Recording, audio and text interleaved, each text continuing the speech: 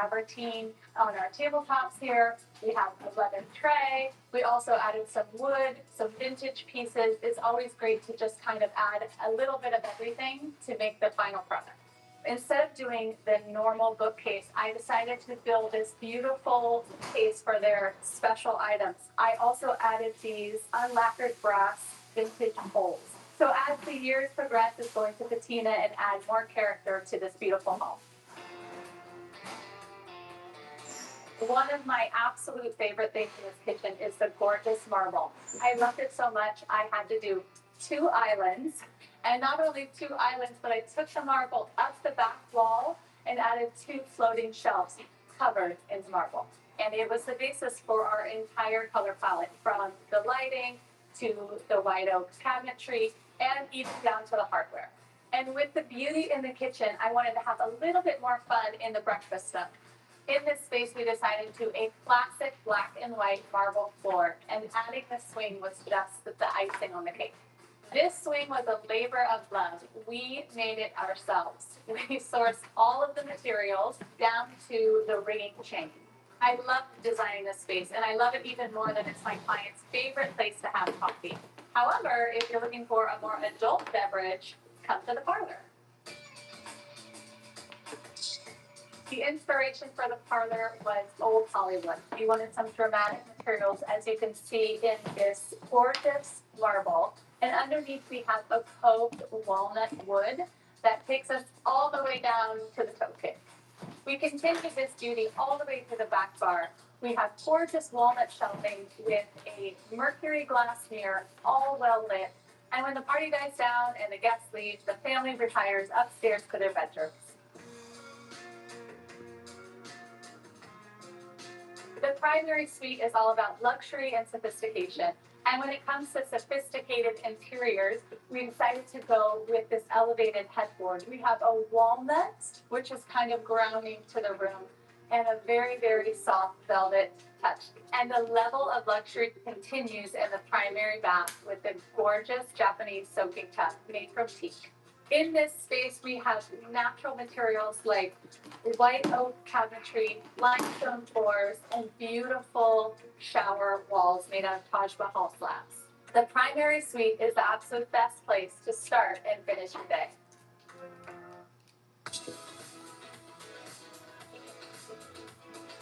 Well, that's it for the tour. Thank you so much for stopping by. I hope you had as much fun as I did. See you on the next one. Coming up, bespoke luxury at the home of this interior designer. We'll be right back. You just get more when you bundle and save at Bob's. So when you bundle our Consumer Reports recommended Treasure mattress with power bobble leaf adjustable base, with multiple features and hundreds of 5-star reviews, you get more relaxation, more pressure relief, more restful nights, and more energized mornings. I said it. And more energized mornings. Every single time. Bob's Discount Furniture. Look at the possibilities, because the day can take you anywhere. So can this rugged, powerful SUV. A 4x4 with the tech and muscle to go over any terrain. The Ford Bronco Sport. It's time to see Ford in a new light. Like now, competitive owners can lease a Ford Bronco Sport for just $269 a month for 36 months. Only at your local Ford stores. Meet this year's senior class, back together and most likely to get protected with mNEXSpike, a new and different COVID-19 vaccine from Moderna for adults 65 and older. These seniors chose mNEXSpike because it targets the virus differently to provide a robust immune response at a lower dose. mNEXSpike is a COVID-19 vaccine for people 65 and older. You shouldn't get mNEXSpike if you've had an allergic reaction to a previous Moderna COVID-19 vaccine. Rare cases of inflammation of the heart muscle and outer lining have been reported. The most common side effects are injection site pain, tiredness, headache, muscle and joint pain, chills, nausea or vomiting, swelling or soreness under the arm. These seniors are celebrating homecoming with a lower dose COVID-19 vaccine that helps them enjoy their time together. Like it's senior year all over again. And next spike, the new COVID-19 vaccine by Moderna for the senior class. Ask your pharmacist or doctor about next spike. Welcome back, everyone. Now, we always love seeing the choices that designers make in their own spaces. So we were delighted when interior designer Josh Green invited us over for a look at his very own Upper East Side abode. See how Josh achieved a relaxed balance that feels calmly curated and inviting. What I love about design is that no matter the space, if you walk into it and it's done well, you should feel a sense of calm and balance. My name is Josh Green. I'm a designer. Welcome to my house. One of the things that I definitely wanted in an apartment was a formal entry. Because this space connects all the different spaces, I wanted a color palette that was a really good base that worked with everything. So I picked a color that was kind of a deep beige. It sometimes reminds me of the inside of a paper bag or a jar of peanut butter. Typically when I design, I like to use a combination of different things that are super interesting and work together. One of them is large-scale art, which I have here in the entry, which is kind of a surprise. I also have a contemporary table in a blue color with a weird cement finish. And then I have an antique Louis XIII chair covered in textiles that I got coming up. So this was like a continuation of the color that established in the entry. I wanted it relaxed, but still interesting, which is something I think about in all of my client apartments as well. So these chairs that I'm sitting on are actually contemporary, they're new. I found them as is, but they have a 70s Italian vibe to them, which is important. This cabinet over here, I got at an auction that's 1980s Paul Evans. This little settee is called a Confidential sofa, Italian 1960s. And then this rug is new. It's from my friends that make rugs called Benny. It's Moroccan shag rug, super comfortable. My lamps are Michael Taylor from the 1980s. So I guess you could say I like late 20th century pieces. The fireplace in any room is going to be the focal point. The one that was here was pretty ugly when I moved in, so I swapped it out for this limestone version. The sconces I got at the flea market in Paris, they're 1960s, and then I paired it with this octagonal mirror that I found at an antique shop in Connecticut. So it's not only my living room, but it's also my dining room. The table is actually contemporary, but the chairs are mid-century, and then I actually changed the wood on them to match the table a little bit more. And I think most people would have put the table closer to the kitchen, but I wanted it over the chairs.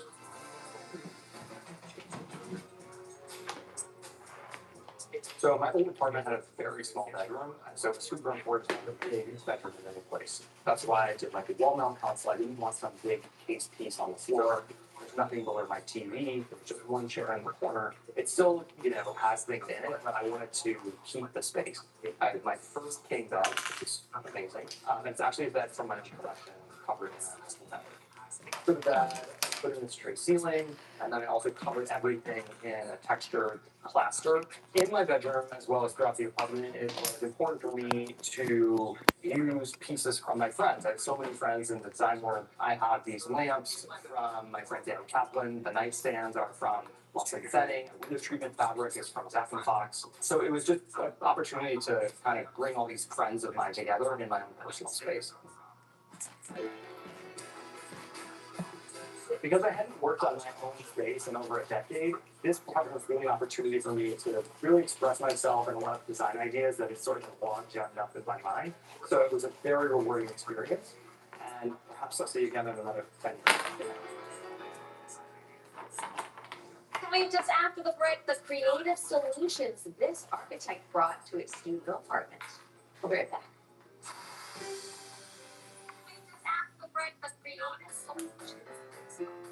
How did he do it? Oh my God! Yeah, I don't want to see. Oh, what the heck? All of this wonder starts at Circus Basket. Join us today at Woodbridge Central Mall. Last day, October 2nd. Get your tickets at circusbaskets.com. Wonder starts here.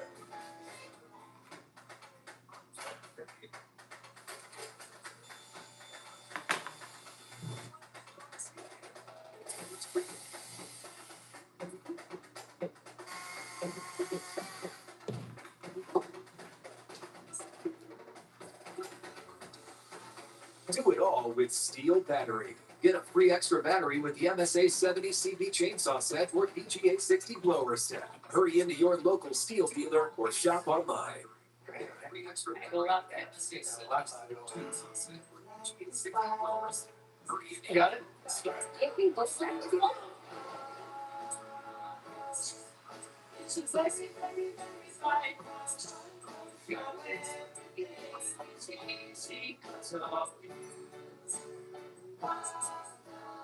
It's Spectrum Fiber powered internet, the most reliable internet you can count on. It's only everything. Thanks to you, feeding our families was a huge success. Through your donations and generosity, together we helped fight food security throughout the tri-state. we have to help one You came out to your local Stop and Shop and delivered, donating non-perishable goods and rounding up the register. It all goes to local food banks to be distributed to those who need it most. We're feeding our families. Together, we make a difference with feeding our families. Together, we're for New York. Welcome back, everyone. Now we're in Manhattan's Chelsea neighborhood at a studio apartment dubbed Pivot. See how architect Robert Garneau used the limitations of the space to create an entertainer's dream home that's not just perfect for hosting, but also working, dining, and yes, sleeping. Take a look. That's not just perfect for hosting, but also Hi, my name is Robert Garneau. I'm an architect in New York City that specializes in residential design. This project is called Pivot. It's a 400 square foot three-floor apartment that we renovated for a client that loves to entertain. The design was inspired by a Swiss Army knife, whether you need a bedroom or a dining space, that actually unfolds as you need one. It was agreed from the beginning that we would expand the space as much as possible and take advantage of the dramatic views towards the west and the generous sunlight. The entry closet was quite generous in terms of depth, so for us what made sense was instead of putting a normal door, we would build up with shelving, so it becomes a 1 foot deep shelving system. The wood that we used here throughout the apartment is ash. It's a wonderful material because it is grain, but it's also very light colored. The perimeter of the space is lined with cabinetry that works really hard to tuck away everything out of sight. An important feature for that space is these cutouts. They're really important for a couple of reasons. The main one is that's actually the real depth of the room, so it gives you a sense that the room is actually wider than it feels once you put in the cabinet. But also it's an opportunity for us to include lighting hidden inside of them, which again works in the optic to kind of visually enlarge the space. The reason it's called pivot is because this wall right here pivots out, creating two separate spaces. First and foremost, the bedroom. The Berkeley bed coming down, comfortable, picture the queen size.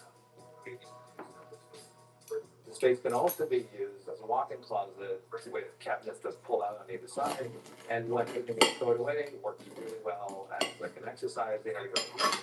A cool design feature that we developed is the back panel of the niche can be opened up by stowing away the flap, which gives you a direct line of sight towards it. Is the back panel of the niche. Steelers are in Ireland. Steelers are in Ireland taking on the Minnesota Vikings. Oh, look at that. In Ireland, they stand for the Pledge of Allegiance, but not in America. Oh, look at that. In Ireland, they stand for the Pledge of Allegiance, not in America.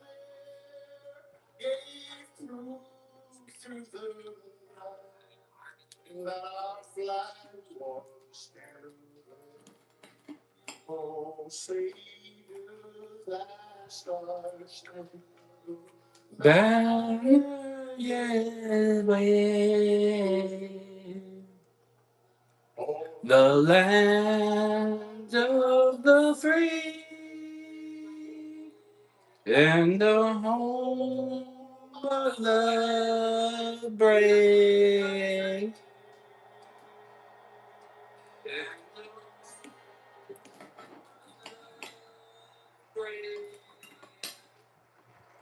Ladies and gentlemen, to sing the anthem of Ireland, please welcome Irish singer-songwriter Lyra.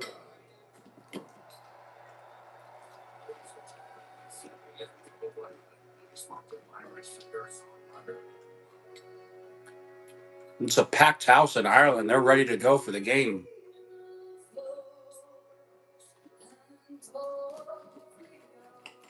It's a packed house in Ireland. They're ready to go for the game.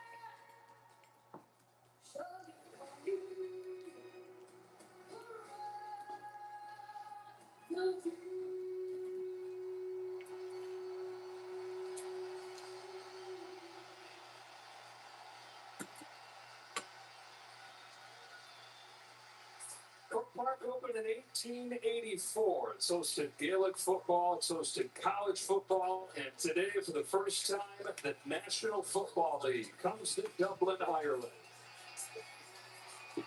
Down to the field we go, Jamie Erdahl. Thank you. You mentioned that roar that welcomed the Vikings to the field in Dublin, and it wasn't a good time. The Vikings better get used to it, though. They got the road team for the next 2 weeks, something never done before in the NFL. They will play the Steelers today in Ireland, and the Browns next week in London. Back-to-back regular season games to be played in Europe. Now, the Vikings agreed to this partially to avoid road games in Pittsburgh and later in the season. They'll get the bye after this round, and that helps them with some injuries. They have been out 11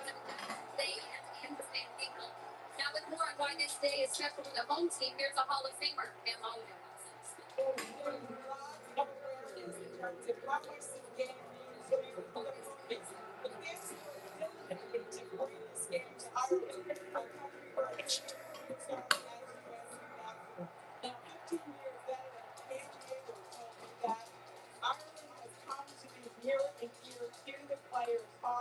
He said, we want to go out there and get this W for their family.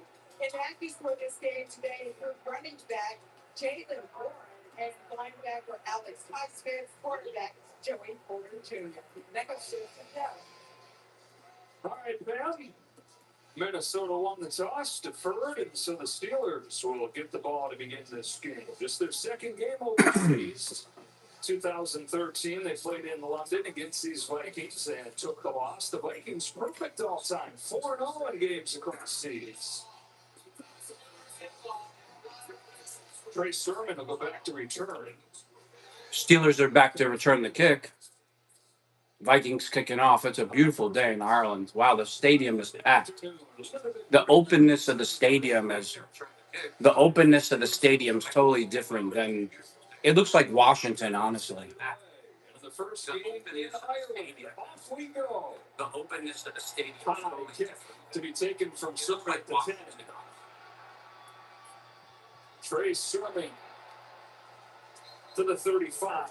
And here come the Steelers, and Aaron Rodgers was 18 seasons he sat here with the Packers, tormented the Vikings. He's got 16 wins against Minnesota in his career and has a chance to tie Brett Favre today. For the most part, the Pittsburgh Steelers are in their black home jerseys. They're the home team for today. So much expectation, so much hope that this streak that the Pittsburgh Steelers are on, making the playoffs, that's great. But the next step now, how do they get into that upper echelon of AFC contenders, the Bills, the Ravens? It's a quarterback-driven conference. Can you guys hear me? They would have got a Hall of Fame. Aaron Rodgers back to throw. He's sacked on the first play of the game. Now in the first play in Dublin, he's got himself an NFL set. They gave us a chance to get into how important the pass protection is going to be. The problem is they stand on this side. They just completely void Redmond. They leave him unblocked in the middle of the field. And Zach Frazier, Mason McCormick, they've invested. The Pittsburgh Steelers, they've invested the last couple of years in 4 offensive linemen, and they have not gotten a lot of results here early in this season. It's a loss of 8 on the first play. 2nd and 18 from the 27. Aaron Rodgers play action, pass is complete. Kane to Gainwell, picks up 5 on the play. Steelers. Yeah, again, you mentioned it. There's a lot of things that have gone wrong with the Steelers team so far offensively. The offensive line continues to be a problem. And anything that they want to do, leveraging these big weapons they got, if they don't get better protection, better run blocking, who cares what the play is? No team throws the ball quicker. That's always been an Aaron Rodgers staple. But no team throws the ball. It's going to be 3rd and 12 for the Pittsburgh Steelers. Downfield at all, and they kind of back these defenses up, but they're going to just tee off. 3 receivers wide. Gainwell to Aaron Rodgers left. In the shotgun, under pressure, scrambling, flips it off. They're gonna have to punt. Josh Metellus is all over him, and it's an ugly first drive for the Steelers. This Minnesota defense, Brian Flores is D. Anytime you talk to somebody who's going to face them, they're saying, "Oh boy, this ain't going to be easy." Yeah, we saw it on the first play of the game, and I promise you, Pittsburgh has spent all week talking about, all right, 5 guys at the line of scrimmage, 6 guys, making sure we're clear with our declarations for the offensive line. Flores making the spot. The punt is underway. The rookie out of Indiana from the 12. And the Vikings city game. It's going to be 1st and 10 minutes. It's going to be 1st and 10 Minnesota Vikings at their own 20, I think. Who just signed about a month ago. J.J. McCarthy goes down with the ankle injury. Wentz comes in last week and he played well. Yeah, and I think a lot of the things that Carson Wentz has done well, the things he's had success with throughout his career, a lot of it aligns with this Kevin O'Connell system. He's a very good play-action quarterback. He can align under center, and he's got that big arm, Joe, to push the ball downfield to Justin Jefferson. And now, Can you guys hear me? Let me know if you hear me. Make sure the mic is gone. One of the best wide receiver duos in the league. Vikings coming off a rolling Cincinnati last week, 48-10. And Wentz his first stuff. He goes outside to Jefferson. Justin Jefferson with the first catch of the day. Against Darius Slay. Talk about these skill guys, but how about Christian Darisaul's returning left tackle last week? Yeah, it changes everything in their protections, because what allows them to do now, Brian O'Neill, the right tackle, he's going to have his hands full. T.J. Watt is primarily going to line up on the defense's left-hand side, so on that right tackle O'Neill, and being one-on-one on the left side certainly helps the protection slide to the right. 4 yards on first down, it is. Handoff to the right side is going to be enough for the first down for the Vikings. Against this Pittsburgh defense, came in with huge expectations. It's not been very good so far. Now, last week, as they often have on Mike Tomlin, they made up for it. 5 takeaways. Yeah, and I think that's the key, right? This is a very splash play defense, meaning they want sacks, they want strip sacks, they want fumbles, takeaways. They have to get better in between those splash plays. Can they be good on a play-in, play-out basis? That's going to be the key as the rest of this season unfolds. The Steelers defense gets Deshaun Elliott back in the second. There's still no Porter, still no Highsmith. 2 catches. Throw to Jefferson. It's going to bring up 2nd and 2 for the Vikings. Anybody in NFL history over his first 5 years gets 9 more here.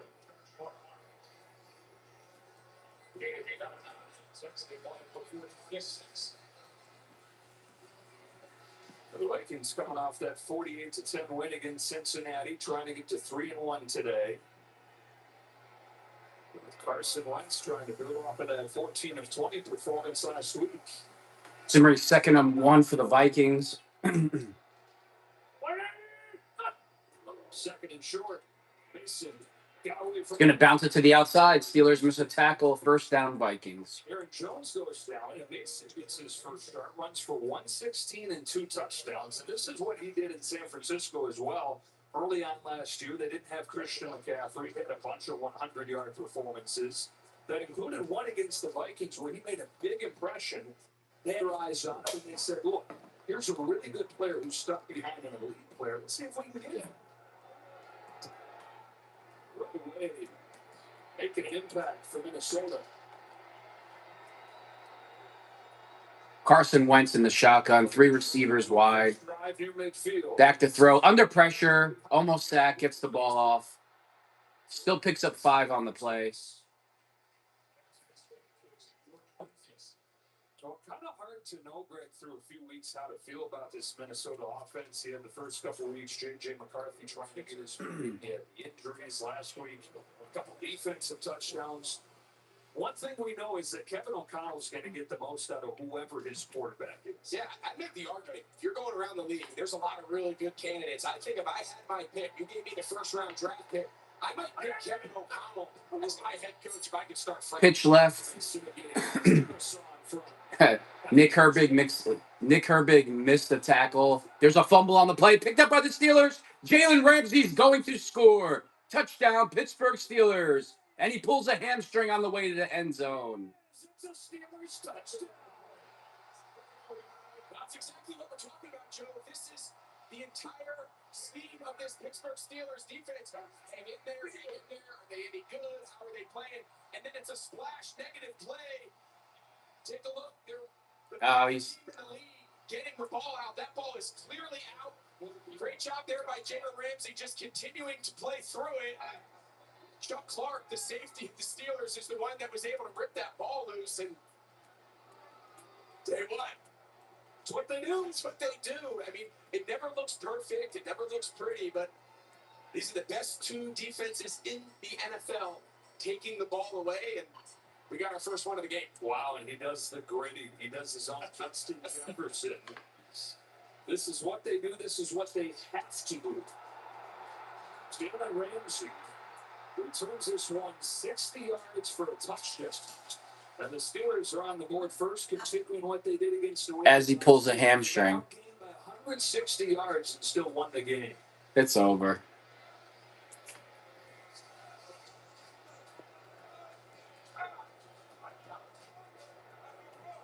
They're taking a look at this to confirm that everything is clean.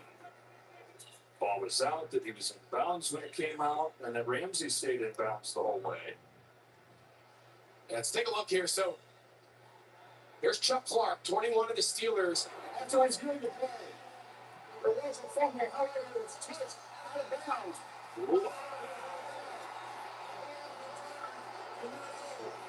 Yeah, so that's a great angle. So you see, Jordan Mason's actually laying with his left foot out of bounds on the white, and then the second that ball is touched by any player deemed out of bounds, it's immediately dead. So take a look here. Jordan Mason, and then left knee's down, and he's touching the ball. Mike Pereira, so as soon as he touches that ball, it's dead, huh? Right, and he touches it before Ramsey touches the ball. So if it's any part of his body is out of bounds, then that makes a knee fall out of bounds. Looking at the forward fumble, which goes back to the spot of the fumble, and they retain Minnesota the ball. Man, oh man. I mean, you talk about catching a break there if you're the Minnesota Vikings. You know, something we've talked about all week, Joe, is when you're playing both of these teams, when they win the turnover battle, they're virtually unbeatable. Man, just an early break. Jordan Mason got away with one there. These are, two of the most opportunistic teams in the NFL. They're 2-3 in takeaways. They're 1-2 in points off of turnovers. 9:42. So far, we have the touchdown dance. You're already having the water and the Gatorade after the celebration, and then it is overturned. Mason out of bounds, and instead of a touchdown to the Steelers, it's a first down to the Vikings. You got the new football fans watching here in Ireland. How is it first down Vikings? Like, how did I just miss all that? What's going on? Carson Wentz back to throw. Pass is complete to Justin Jefferson. It's going to be 1st and 10 at the Pittsburgh Steelers 20-yard line. So the fumble was brought back as a... I don't know why the fumble was brought back. I kind of missed that. That was... I don't know what happened there. Is thrown well before Justin Jefferson's head even comes around. That's the anticipation. That's this pure progression style system that Kevin O'Connell has built here in Minnesota that is so quarterback friendly. Wentz completed his first 3. Back to the ground here at Mason. Both hands over the ball. Step by Nick Herbig. Out of game of 3. So we're talking to Kevin O'Connell. How do you do it? Every guy that comes in, he touched on a few things. First thing he said is you got to know who the person is that you're coaching. Tailor your coaching to each individual guy. He said each quarterback has a love language. You got to figure out what it is. That's the first step. Yeah, I thought it was really cool. He said what he's been doing with Carson Wentz over the last couple of weeks is I go back and I find concepts that we run here that he's had a lot of success with, and I show him doing it, albeit in a different uniform, and just say, listen, man, just trust what you've done in the past. It's going to work here. Second and 10. Jefferson. Jefferson with the reception. Picks up about 9 on the play. The Vikings are going through the Pittsburgh Steelers defense like a hot knife to butter. The flag on the play. Yeah, they're going to get a legal man downfield here on the right guard. That's been one of the issues for the Vikings so far. They had 8 penalties on the offense last week. So the timing of these screens are just so critical. Look at that. Yes, take a look right here. He's the right guard. Fries. So see how he's just kind of drifting? So here's the line of scrimmage. He's downfield. So just there's a timing element. Once there's that little play action fake toss, just have to have a little bit more patience. Brings up 2nd and 12 for the Vikings. Carson Wentz is in the shotgun. 4 receivers, no back. Actually, 5 receivers. Back to throw. Gets the ball off. Picks up about 5 or 6. 5 times this time just for a gain of 3. And one of the hopes was that Justin Jefferson could get going a little bit with the return of Addison. Not as much attention on Jefferson. And he's already matched his total receptions from last week on this first drive. And I think one of the biggest things, aside from just sharing some of the coverage, kind of responsibilities, how much attention they get, but now you can see Justin Jefferson's caught a lot of. It's going to bring up 3rd and 9 for the Vikings. As an outside receiver, they can use it in motion. Wentz back to throw. He's going to get hammered by Patrick Queen for a sack.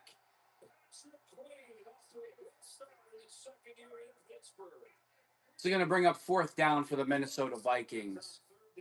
Queen firing through there to force a field goal attempt. Yeah, you see Queen here at the bottom. They just leave him completely unblocked. Ryan O'Neal, the right tackle. But take a look here in the middle of the field. Justin Jefferson, they drop him in coverage. He was in a tight bunch. You can see from his reaction, he was wide open. If Carson Wentz sees him, he might walk in there for 6. Sinks it through with the right upright. That stays perfect on the air. 7 out of 7. There's an injured player here on the extra point on the field goal. And it's their right tackle, Brian O'Neal, a key guy, down in a lot of pain.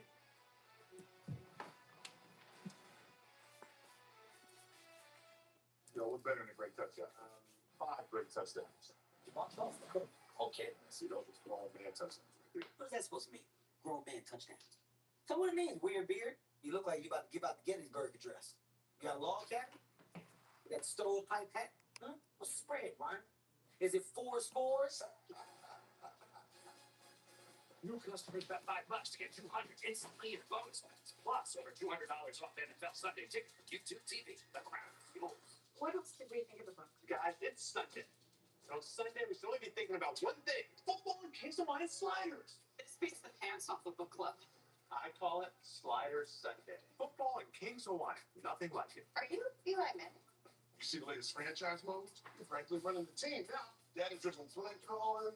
Oh, Are y'all scouting our playbook? no, it's just deeply invested fans. Strictly educational.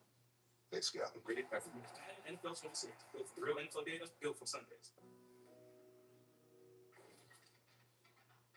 Copilot, make us claymation. Dude. Copilot, make us statues. Oh, come on. Make us anime style.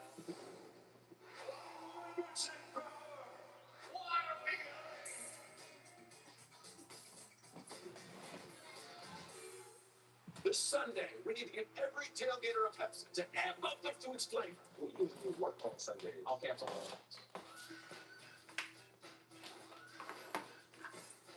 What do you call it? Pepsi does make it taste better. How do you get with the port? How do we get to the cooler? It's too crowded. And in Philly.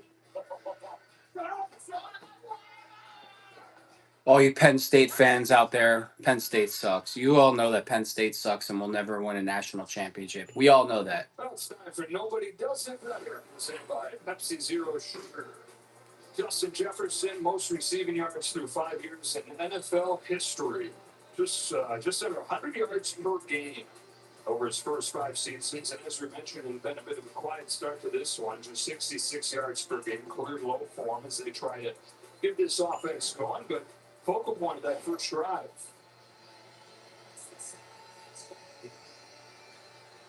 The Vikings on the board first. A huge swing on that first drive with Ramsey scooping score left away, and then the Vikings go down and get 3.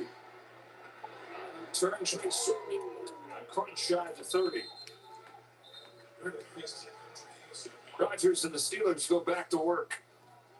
You see the weapons that they have. You got a Hall of Fame quarterback coming in Aaron Rodgers. They trade for. Did you notice the Steelers jersey, the new part of the jersey, the cloth on the left side? I love the yellow of it. It seems like these guys are still capable of doing it. I mean, Rodgers last year with the Jets still played pretty well. How much of it is just you got to give guys like DK a chance, throw the ball downfield? Yeah, I think one thing Arthur Smith, the offensive coordinator of Pittsburgh, needs to do is start moving DK Metcalf around, get him more free releases. No wide receiver in the league faces press coverage more than DK Metcalf. So line him up in the slot, use him in motion. That's a toss to Kenneth Gainwell off the left side. Next drive starter. They're close to a first down there. We take a look at next gen stats by GWS. Aaron Rodgers' average completion has traveled 3 yards downfield. Last week he had 16 completions. 9 of them were at the line of scrimmage or behind it. Now, a big part of this is the trend around the NFL, right? Teams want to play high coverages, force you to throw everything underneath, and then rally tackle in space. But offensively, you still need to pick your opportunities to push the ball downfield and test these deep zone coverages. Aaron Rodgers throws it out quick to Austin, picks up the first down. It's going to be 1st and 10 for the Pittsburgh Steelers. Yeah, and I think something else is really important to think out is that last play is a great example. That's a run, right? So it's a short yardage situation. That is a run call that we've seen Aaron Rodgers do throughout his entire career. He's one of the best at seeing, okay, I don't like the run look. I'm just going to spit this ball out to a smoke, to a screen, to a quick game. So that run play turns into a short pass, which also affects the average depth of target. And some of these metrics we just showed. Dylan Johnson comes into the game today out with DK Metcalf with the first down. She goes for 15. It's been more than for Metcalf this year. Not as many downfield throws, but he leads the league in yards after catch. Yeah, like moving him around. This time he's Why is my line caught up? a little bit harder in some of these looks to press him in there. And again, there's nobody maybe in the history of football that gets the ball out quicker or more accurately than Aaron Rodgers. 1st and 10 Steelers at the Minnesota Vikings 45-yard line. It's going to be pitch right. Caleb Johnson picks up no yards on the play. It says Minnesota defense forced 5 turnovers last week, 4 sacks this week, 2 defensive touchdowns. This is what this group does under Brian Flores. And you can make an argument in the last couple of years, since Brian Flores has taken over this defense for Kevin O'Connell, it's one of the best units, if not the best unit in all of football, right? Not only are they good at the splash plays, tackles for loss, pressure, sacks, takeaways, but they're good playing in and play out because they play very. Aaron Rodgers in the shotgun, a back to each side, giving Max pass protect. Jono Smith in motion. He's under pressure, gets it off to Jono Smith. He's going to have enough for the first down. We talked about that before the game yesterday. Yeah, like There are pieces moving all over the place, and he really loves Brian Flores, who's on his staff before he came to DC. But he said on a basic level, these guys nail the fundamentals. Yeah, there's an illusion of complexity. But then when you kind of boil it all down and you get away from the crazy coverages, the blitz schemes, It's going to be 3rd and 2 for the Pittsburgh Steelers. they do all the basic things that they teach defenders since they're playing middle school football. And I mean, there's fundamentals that never change. Aaron Rodgers in the shotgun. Pass is complete to DK Metcalf. First down, Steelers.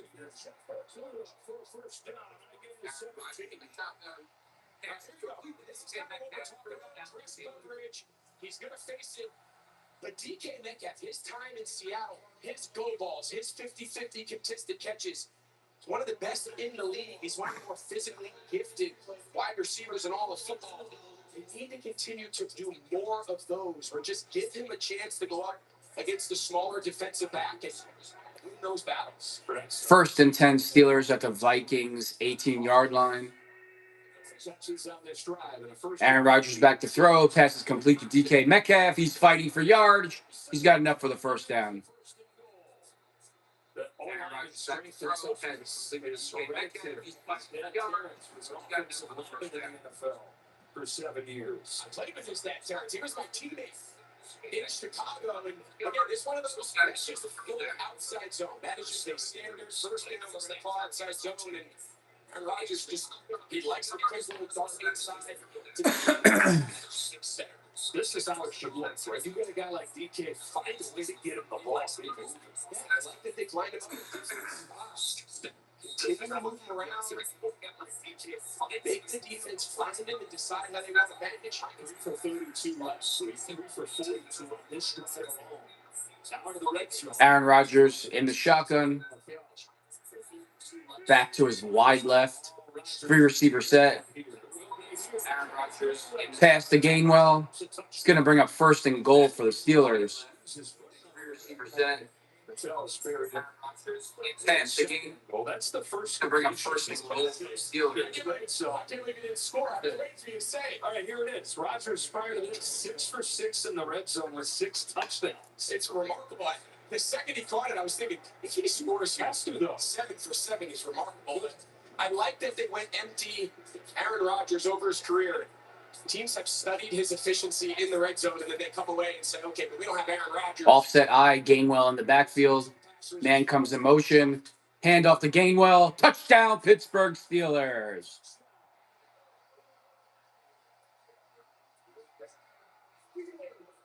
That's an interesting dance. Questions coming in here week 4 around this Steelers offense.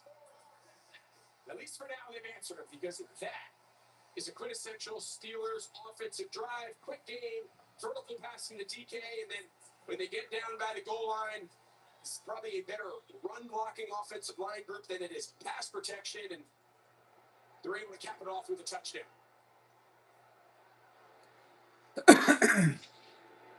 Extra point is up, and it is good. Pittsburgh Steelers 7, Minnesota Vikings 3. So the Vikings ride Justin Jefferson. The Steelers do the same with their star wideout. DK Metcalf, 3 catches on the drive, and then Kenneth Gainwell finishes it off. Pittsburgh in front for the first time. I live in Moscow, Scotland, and I'm a huge Texans fan. It's all about Scottish pride. Now they're about pride in my favourite team. The future is worth fighting for because our nation is worth believing in. Together, we answer America's call to win. We are Marines. We were made for this. Small business owners across the country are using Amazon to pick up, store, and deliver their products. Yeah. Hot diggity dog, John. Small business owners across the country are using Amazon to pick up, store, and deliver their products. Smell the roses, Julia. Thursday Night Football it's on. This week, it's a California Soda at San Francisco Pizza City. Thursday Night Football, 49ers, Rams, at 7 p.m. Eastern. Only on NFL. NFL Network.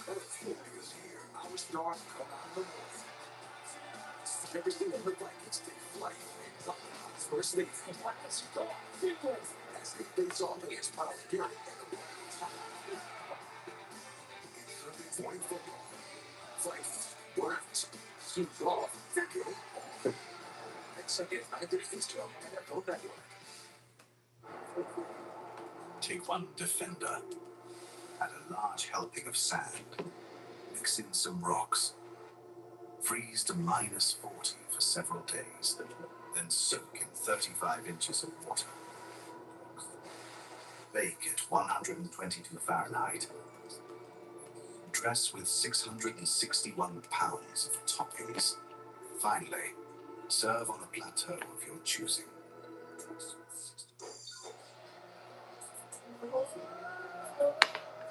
Welcome back to the NFL Dublin game. Presented by Madden NFL 26. 7-3 Steelers in front. And the Vikings to get the ball again. Here comes Ty Felton. So the 30.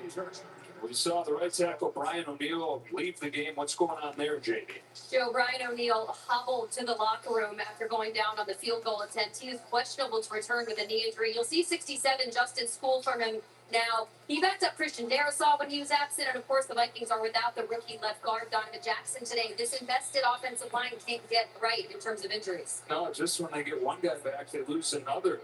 Darrisaw back last week. Returns of Kelly in school today. Jackson out, now O'Neill out. Drive begins from the 30 with a toss to Mason. Mason trying to get around Ramsey, but he tripped him up. And it's a gain of 1. Vikings pick up 1 on the run.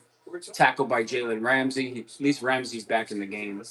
36-18 is the head coach of the Vikings. This guy has made his reputation as maybe the quarterback whisperer in the NFL at this point. Yeah, and I think he really abides by the notion that when you look around the league, he truly believes that franchises, they fail young quarterbacks more than young quarterbacks fail franchises. And I think so often guys are left for dead. Guys are left because they were in bad fits, and all of a sudden they come play for Kevin O'Connell and they reignite their career. Let's come in here down the sideline. It's the first catch for Jordan Addison. Jordan Addison with a big gain picks up the first down for the Vikings. Picks up about 13 on the play. Darius Slay gets burned again. And so all the big names get involved in the first quarter. Addison here. Prior to that, it was the superstars. Justin Jefferson, the focus of the first Vikings drive. And DK Metcalf for the Steelers.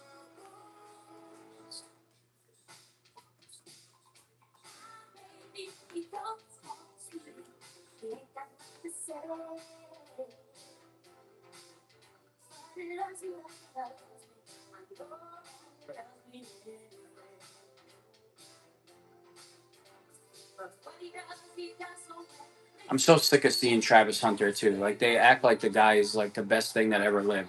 He sucks as a receiver and he sucks as a defensive back. Travis Hunter too. They act like the guy is the best thing that ever lived. He sucks as a receiver and he sucks as a defensive back. You're not going to do both in the NFL. You're not going to just be so much physically better than all the players and be able to play both positions. It's just not going to happen. You're not going to be so much physically better than a player in both positions. It's Clinton time. Not going to happen for Bud Light, the official beer sponsor of the NFL. I think the importance of fan to me, I feel from their energy, the passion, togetherness. That's what our fans are. And I think they should make change. Fan like the Clark, that's NFLShow.com. From Maine to Tokyo, and every street, sidewalk, side trail in between.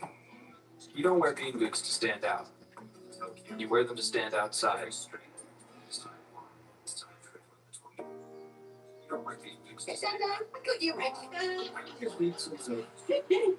I just don't think I'd ever say, Everybody says that. Oh, that really is refreshing.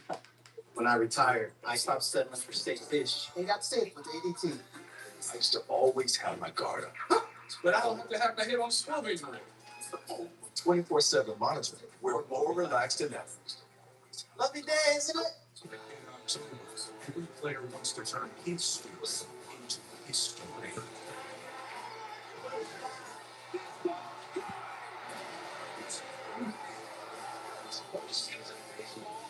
TBS.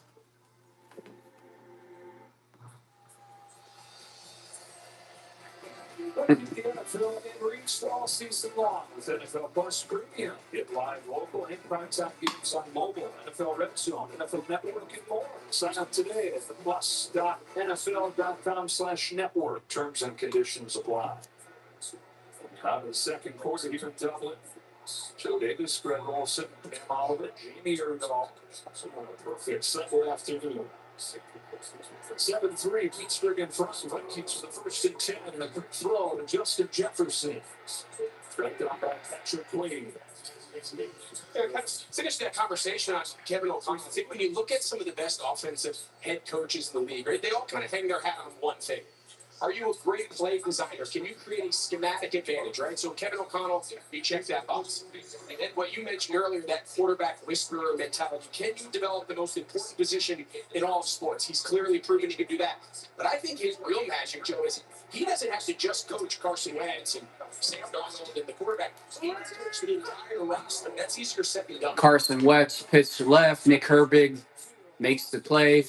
Tackle for a loss of about 2. Nick Herbig and Peyton Wilson on the tackle. It's about time. Peyton Wilson brings up 3rd and 7 for the Vikings. I like the way that they're using Peyton Wilson and Cole Holcomb. They're kind of using them in situational football. You know, Wilson plays some more of the passing downs, and then Cole Holcomb, he comes in and plays more of the rundowns. It's actually a really creative way to share that spot and get 2 guys that they really like here in Pittsburgh. And make sure that Carson Wentz in the shotgun, back to his right. 4 receiver set. Steelers are showing the blitz. There's a flag on the play.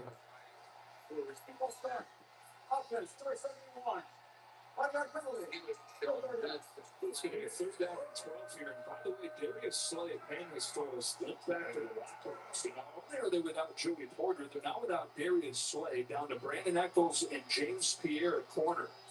And this is not an area of strength of either one of these units, but specifically for this Vikings offense, 3rd down, 4th down, especially in these long situations, must-pass situations, they've only converted 1/3. 3rd and 12 for the Vikings. Steelers showing blitz.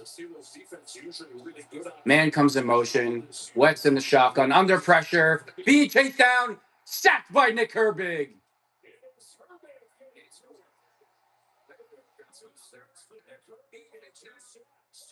It's just a really good job. Carson Wentz can't hold the ball this long, but the way they use their pass rushers, Herbig's going to run, and TJ Watt's going to go inside, so that forces the flush to be to the quarterback's right. That's what allows Herbig to kind of run that big move. Rushing the quarterback is not an individual act. It's the whole unit. Herbig, TJ Watt doing it in unison, and the 3rd down struggles continue for Minnesota. 2nd set for Pittsburgh coming after the Punt is away. Calvin Austin lets it roll. It's going to be 1st and 10. Pittsburgh Steelers from their own 20-yard line. They're so excited to welcome in the Steelers kind of right into this team. And we're across the city's been. Back when you come back. It is not the man who commands the field beneath the stadium lights who deserves our highest praise. It is those out of the arena. They are pillars of their community. They do not wait for the call. They step forward. They are protectors. So anyone think to praise talent, never forget to honor character.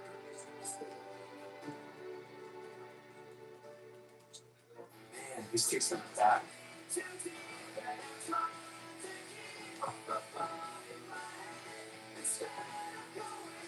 All your Y2K favorites are back for only $3 or less. Only at Taco Bell. Bounty, the quicker picker-upper. America's #1 trusted paper towel. $3 or less. Only at It's time for polls on WhatsApp.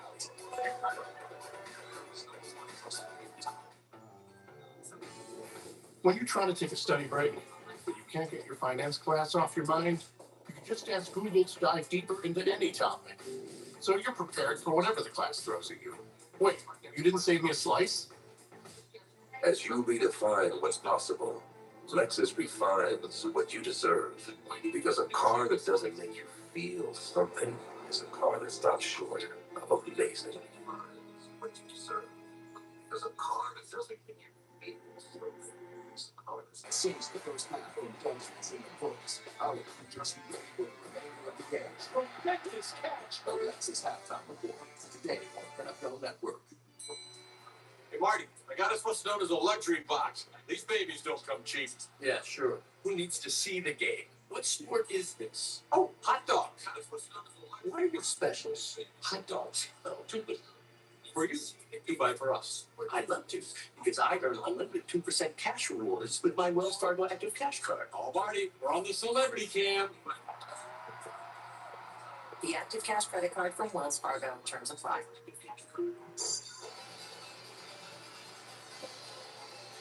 21 seasons in the NFL for Aaron Rodgers, 18 of those in Green Bay, where he won 4 MVPs. The last 2 seasons with the Jets. Of course, the 2023 season missed pretty much the entire year with the Achilles injury, and you come back from that, and yet you're back to not quite yourself. Even though he was still diminished last year, it was still a pretty good year. Kind of get lost in the mess that was the New York Jets. So he comes here in his 21st season. Aaron Rodgers in the shotgun, man, in motion. Coming off a 6-for-6 drive. Throws and he gives this. Ooh, nice big play to DK Metcalf. He's on the loose. He's at the 40. He's at the 30. He's at the 20. He's going to score. DK Metcalf, touchdown, Pittsburgh Steelers.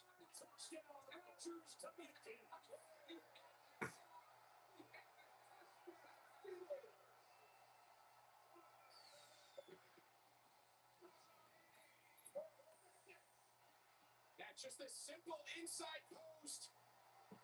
Just comes right behind base there. The number 0, and just with the ability of Rodgers to play with anticipation, when you put the ball on DK Metcalf's chest and allow him to turn into a runner after the catch, you can see the speed, the size, get him in open space. That's who he is.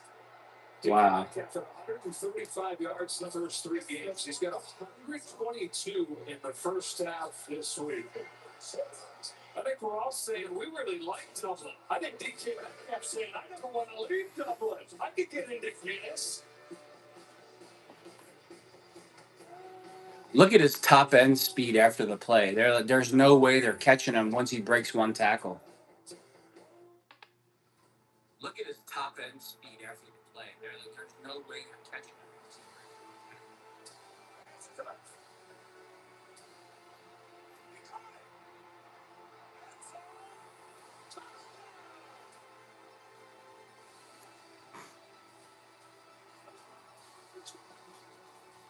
All customers get a profit boost every NFL game day. FanDuel, play your game. In life and in business, the goalposts often move. But at Accenture, we say game on. Because whatever goal you're heading for, together, we'll get there.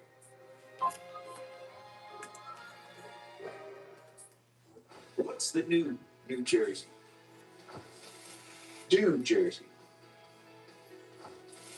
Prove Jersey. Groove Jersey. Groove Jersey. Breakthrough Jersey. Woo Jersey. Together, we're building the new New Jersey. For over 130 years, Strayer University has been making education affordable and attainable. Decide to lead. Enroll in ROTC to become an Army officer. The Xfinity 5-year price guarantee. It's a great deal. Where will we be in 5 years? A lot can change in 5 years. But what if the price of your internet stayed the same? No tricks, no gimmicks. The Xfinity 5-year price guarantee. Xfinity. Imagine that.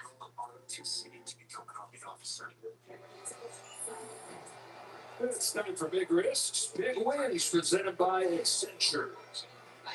Yeah, so take a look. It looks like a small thing, but Ben Strock's going to go in motion. Right now, Joshua Metellus, he would be the read. But watch now. He sends him in motion, and it makes Ivan Pace the front side linebacker. Now, he's the hook player. Watch how fast he runs out of there with Washington. Wow. And it opens up the window. So, yeah, something simple as just adding that little motion gets Aaron Rodgers' eyes to a linebacker in coverage as his read, as opposed to more of like a hybrid strong safety, a little bit better coverage guy. Really good play. That is very touchdown, the longest in NFL international history.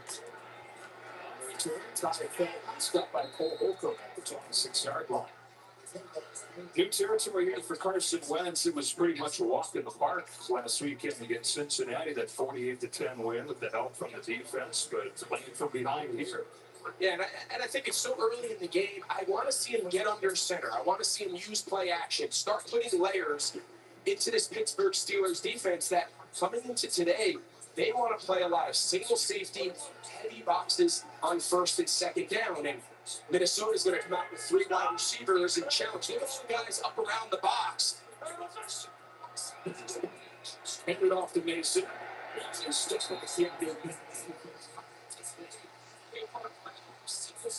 Here's Slay, by the way, has returned. Peyton Wilson, Cano Benton with the stop. First down. The Vikings pick up nothing on the first play.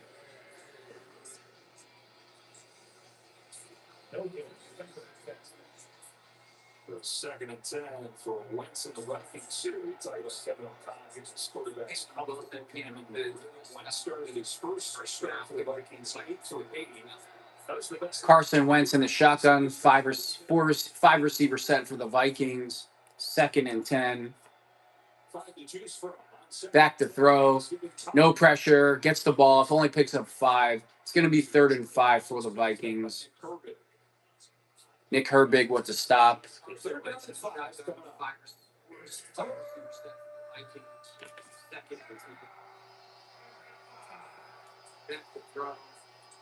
This is where this Pittsburgh Steelers defense, they want to activate this pass rush.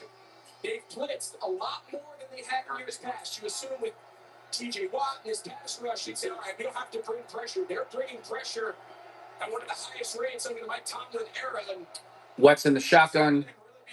4 receivers back to his right. Doesn't like the look, and they're going to take a timeout.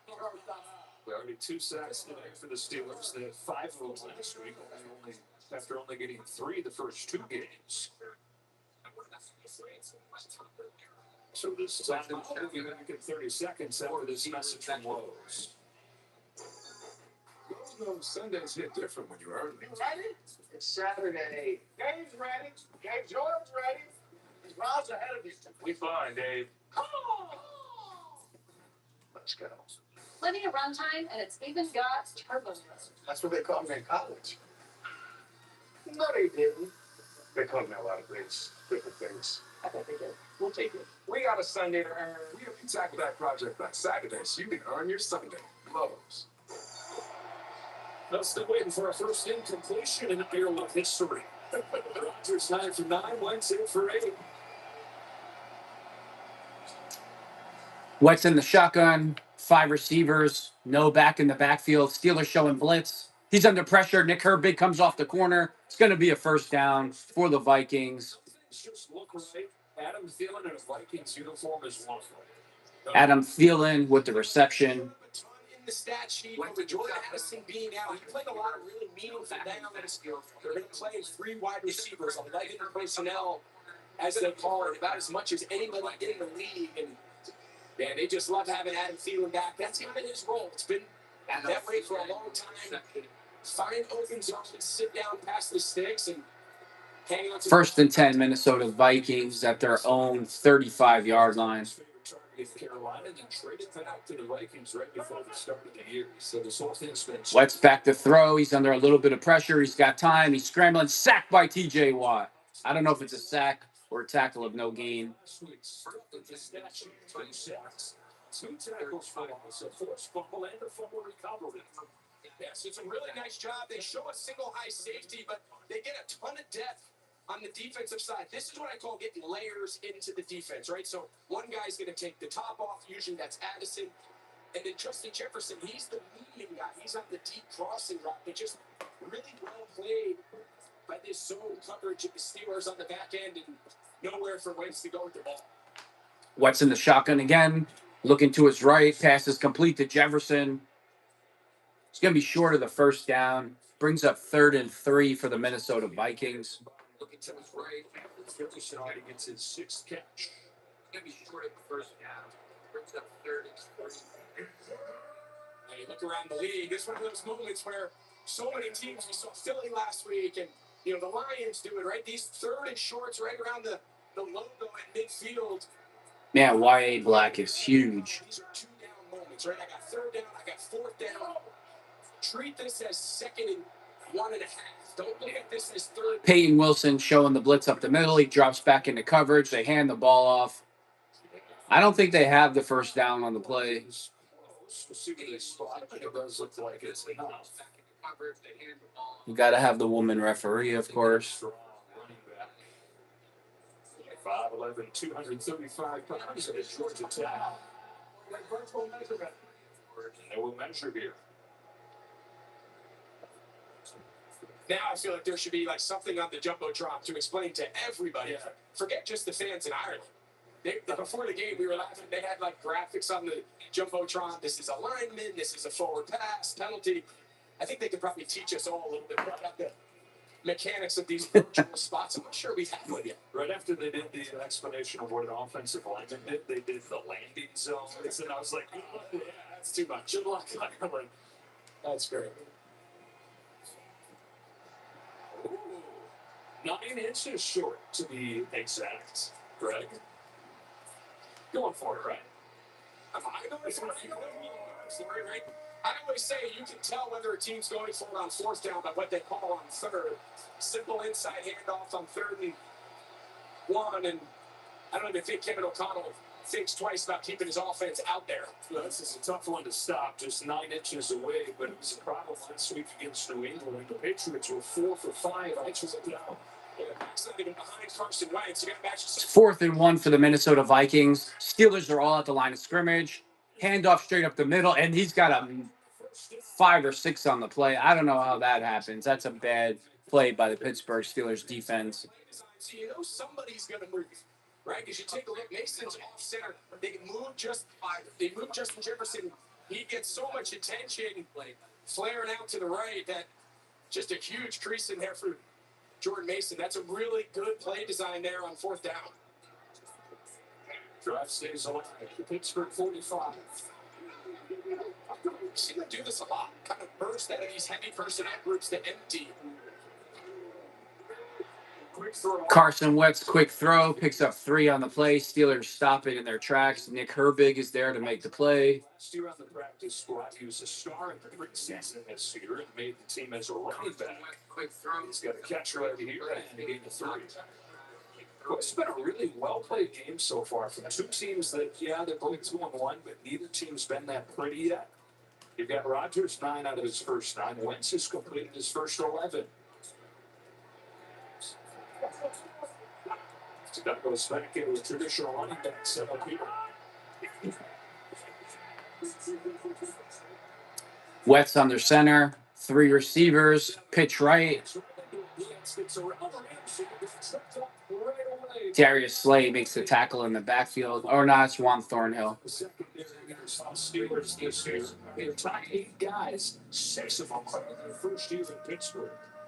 Yeah, it's really had a lot of bodies on the defensive side of the ball. Darius Slay, we saw him exit earlier. Of course, we talked a lot about Jalen Ramsey and his ability to move all around this defensive front and backfield, depending on the week.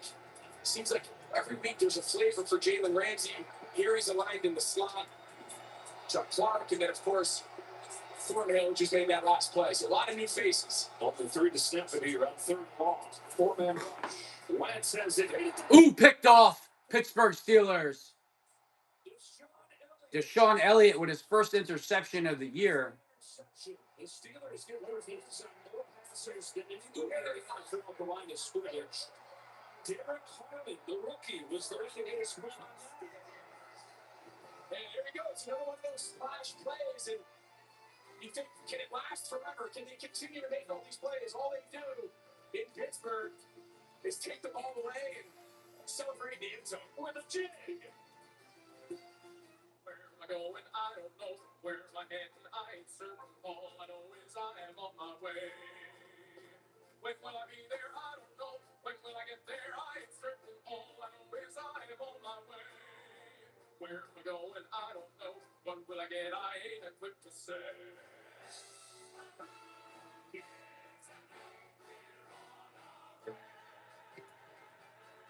Toyota trucks. Let's go places. I'm stumped. Friendly insurance lizard. First letter G. Geppetto? What, you just switched to Geico for car insurance? They knew exactly what you needed? Friendly people at Geico weren't lizards. Think European accent, yay big. Napoleon? No.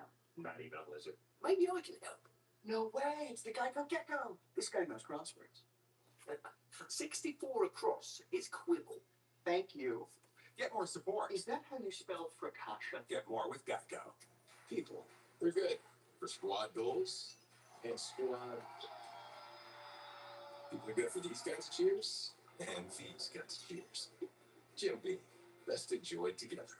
Official spirit of U.S. soccer. He knew Little Caesar's cheesesteak crazy puff. It was so good, we ran here today. We ran here?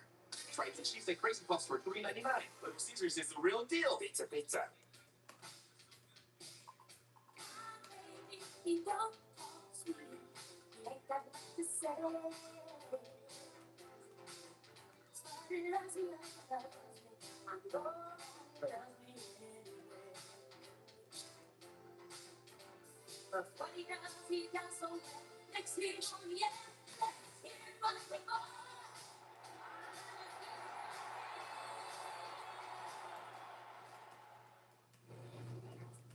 Aren't you promised the game? No, I've got NFL Plus. It's on. Get live local and primetime games on mobile with NFL Plus. Keep the NFL in reach. First down at 10. Commissioner Goodell sitting with some Irish rugby players. By the way, walking through Trinity College yesterday, I just happened upon a rugby game. My jaw dropped watching these dudes pummel each other. No helmets, no pads. Why don't you tell everybody what they told you they refer to American football as? I don't think I can use that word. But yeah, they said it. I was like, okay, yeah, fair. Let's you guys do what you do. Yes, sir. This doesn't feel quite as tough. Pittsburgh Steelers 14, Vikings 3. Aaron Rodgers in the shotgun. Back to throw. Gets it off to Big Country Darnell Washington. Picks up 8 on the play. 7. 5 minutes, 42 seconds remaining to the half. Jalen Ramsey. They bring Jordan Mason back. Now watch him just signal. It looks like something small. It's third and 8. Hey, guys, guarding the sticks. You can see it. Now take a look. There is a picket fence right at the first down line to gain. Of course, the ball gets deflected and ends up getting picked. And just good communication by one of your vets. Seems small, but makes a big difference. State number 1 and running the turnover margin. Unlike Tomlin, his Handoff to Gainwell. He's got enough for the first down. So first down, they're going to give him enough. Yeah, they overcame the lack of much anything else last week. I'm really shocked so far that the Steelers are dominating this game. I really can't believe it, honestly. Envisioned it doing the way we've seen today with them hooking up with DK Metcalf. This Steelers team starts really good. Dominating. Really can't think of it.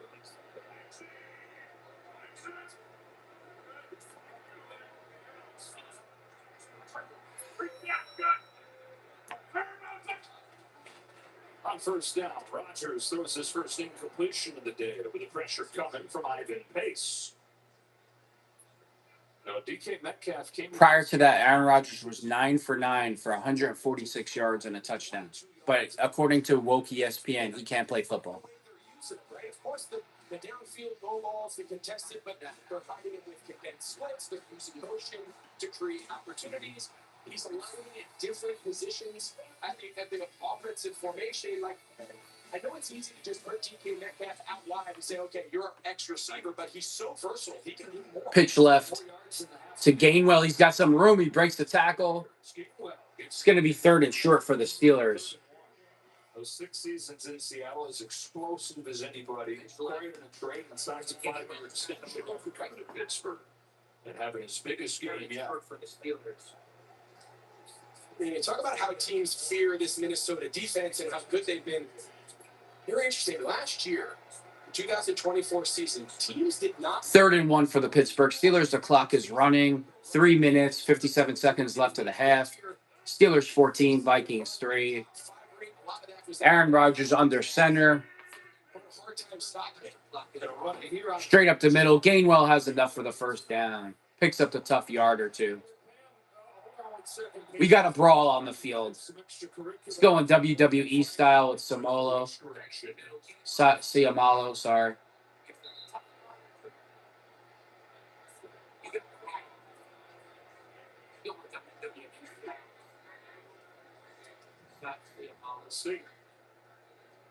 Take a look here at the end. Skoranek gets a push. Then Byron Murphy. It's the strongest man in the pen. Yeah, that looked like a little flop. There's a flag on the play. He was shot out of a cannon there. But he got a little shoulder from the 5'11", 190 Byron Murphy. I think play is over. Personal foul. Unnecessary roughness. Defense. Number 7. Wow, Skoranek with a good play. Skoranek flopped on the play totally. That was a good acting job. Picks up the Steelers 15 yards on the play. We started to say hi. Now we'll do so officially. Yeah, we're talking DK Metcalf. Well, in whatever form or fashion they can get it, many Steelers fans and critics want more from the team's prize acquisition. I asked Metcalf about offensive coordinator Arthur Smith's plan to get him more involved in the team's struggling offense. He told me, I don't think that's on the agenda. It's not Arthur's responsibility. When the ball's supposed to find me, it will find me. Metcalf just isn't sweating him. He believes good things will come. And they have. Some more was coming with this big first half. Aaron Rodgers under center. 20 to go before Pitch left.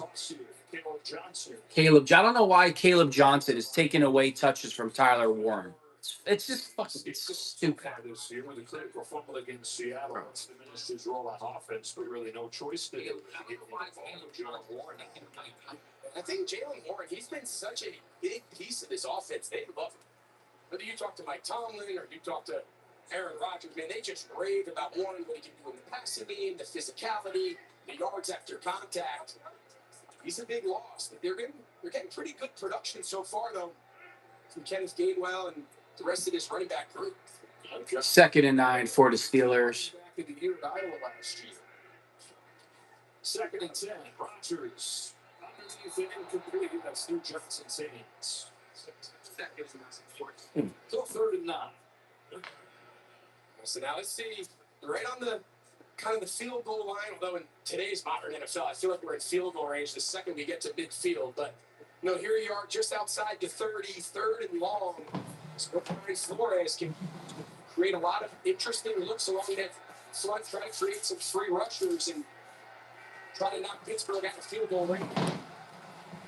3rd and 9 for the Steelers. Aaron Rodgers in the shotgun, back to his left. 4 receivers. Using all the play clock to show that blitz. Aaron Rodgers under pressure, scrambling around.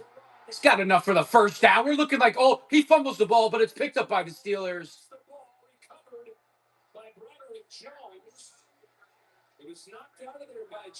Please, Aaron Rodgers, just slide. First down. But offensive linemen, everyone at home, you young linemen, this is why you run to the ball, because you just never know. After all that look before the snap, he only brings 4. You know, watch Dr. Jones. He's hustling to the ball. That ball pops right up into his chest. And look at Rodgers. He's saying, just as I drew it up. And Jones is saying, this is the greatest moment of my life. The football carrier.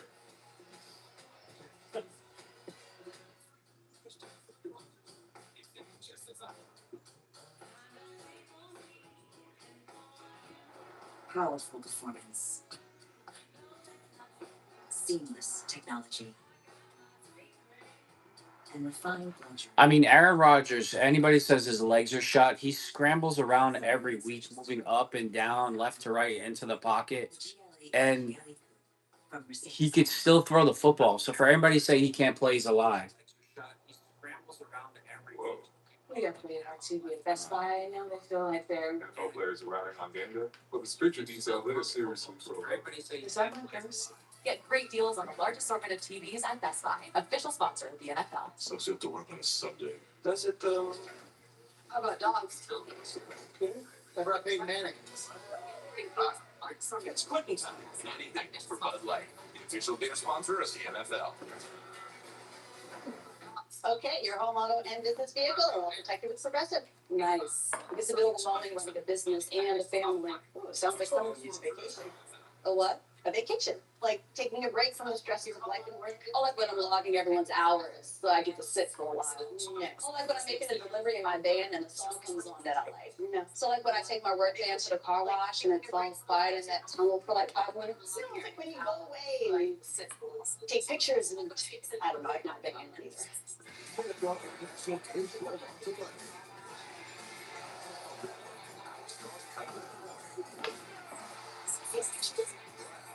Sunday night football.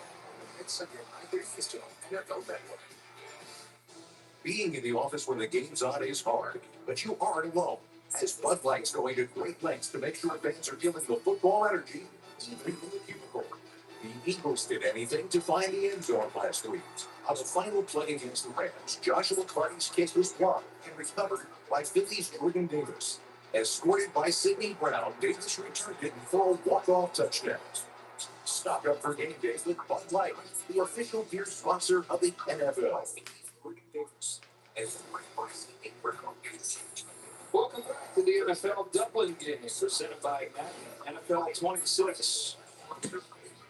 Aaron Rodgers, 10 out of 12 in this game, runs for a first down here, loses the ball, and then fakes the man above and the man at left tackle, Broderick Jones, for recovery and keeping this drive going. Thank you, he says. That's so good.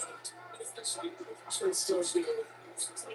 First down and 10 to the 15-yard line. All Steelers in this game. Pittsburgh Steelers, 1st and 10 at the Minnesota Vikings 15-yard line. I formation. Rodgers with the pass to Darnell Washington. Big country trying to fight for yards. Picks up 5 on the play. First 2 catches of the year coming in this drive. And they have 5 guys, 5 Minnesota defenders that hit me. He's still not breaking up 5 going down. I mean, that is a big man. He's listed at, what is he listed at? 264. If he's 264, I'm 220. And I'm definitely not 220. That is a big, athletic dude playing tight end. His 3rd season out of Georgia. He's got a 7-foot wingspan. Close your eyes and just throw it out there. Look, guys, flexed out here on the bottom of the screen. Aaron Rodgers in the shotgun. Tight end to his left. 4 receiver set. Rodgers on their and he's sacked. Aaron Rodgers had no time to throw the ball right there. 0. As soon as it was snapped. You heard me spend a lot of time talking about how complex. It's just 3 bigs. And Aaron Rodgers, the left tackle, the left guard's just late getting out there. Siamalo got smoked on the play. A simple rush to be able to sort out the Steelers' offensive line, and that's the 2nd time now today we've seen the interior of this offensive line. Just leave a guy scot-free. Now, again, everyone looking at home saying, all right, that's a horsepower. Does not apply to the quarterback inside the pocket, so that's a legal tackle. And that brings up 3rd long. Brings up 3rd and 15 for the Pittsburgh Steelers. Second-year man out of Oklahoma. 3rd down, 15, back to the 20-yard line. Brings up 3rd and 19. My assumption here is if I'm Rodgers and Arthur Smith, I'm thinking high percentage. Minute and 49 seconds left of the half. Pittsburgh Steelers 14, Minnesota Vikings 3. Rodgers comes to the line of scrimmage. 4 receiver set. Tight end to his right. Actually, that's a running back to his right. Takes the snap, under pressure, dumps it off to Gainwell. Gainwell trying to break to the outside, picks up about 8 on the play. It's going to be 4th and 7 for the Pittsburgh Steelers. The field goal team trots onto the field. For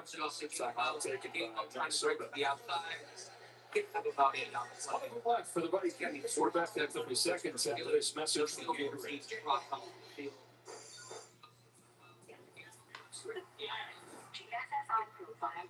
How much sweat are you willing to lose? Because when it's ledge, it's surpassed the height. You can describe generation after generation. You can compete against anything. So how much are you willing to lose? That's how you know how much you're willing to lose.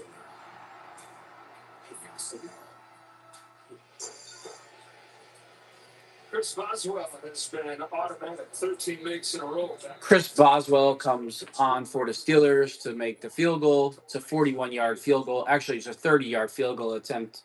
We pretty much know what's going to happen on this play. Kick is blocked. I spoke too soon. One of the all-time great games last week on defense, Isaiah Rodgers flies off at the edge here and blocks a field goal.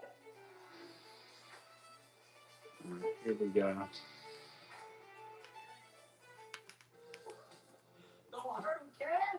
Oh, dripped up. Got the new iPhone 17 Pro, and Verizon picked up the tab on the best 5G network, man. Oh, man. Handsome and hilarious. No way. No way. I mean, for 5 person. No way. Wait, who's about the iPhone? Come on. New existing customers can get the new iPhone 17 Pro on us on the best 5G network. That's real nice.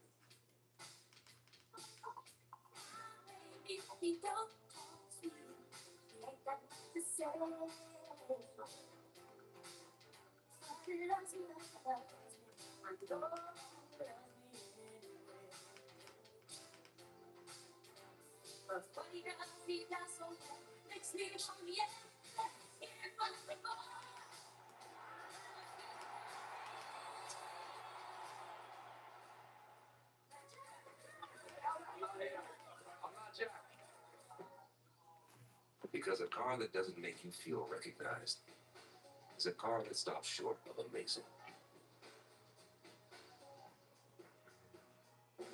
If you keep making that face, it's going to stay like that. I'm trying to get my own car insurance. USAA. Grandpa was in the military. You shared membership with your mom so she could share with you. Easy. USAA. Check if you're eligible today. People, we're good for squad goals and squad. We're good for these guys' cheers and these guys' cheers. Jim B, best enjoyed together. Official spirit of U.S. soccer. The big, shiny, really big watch.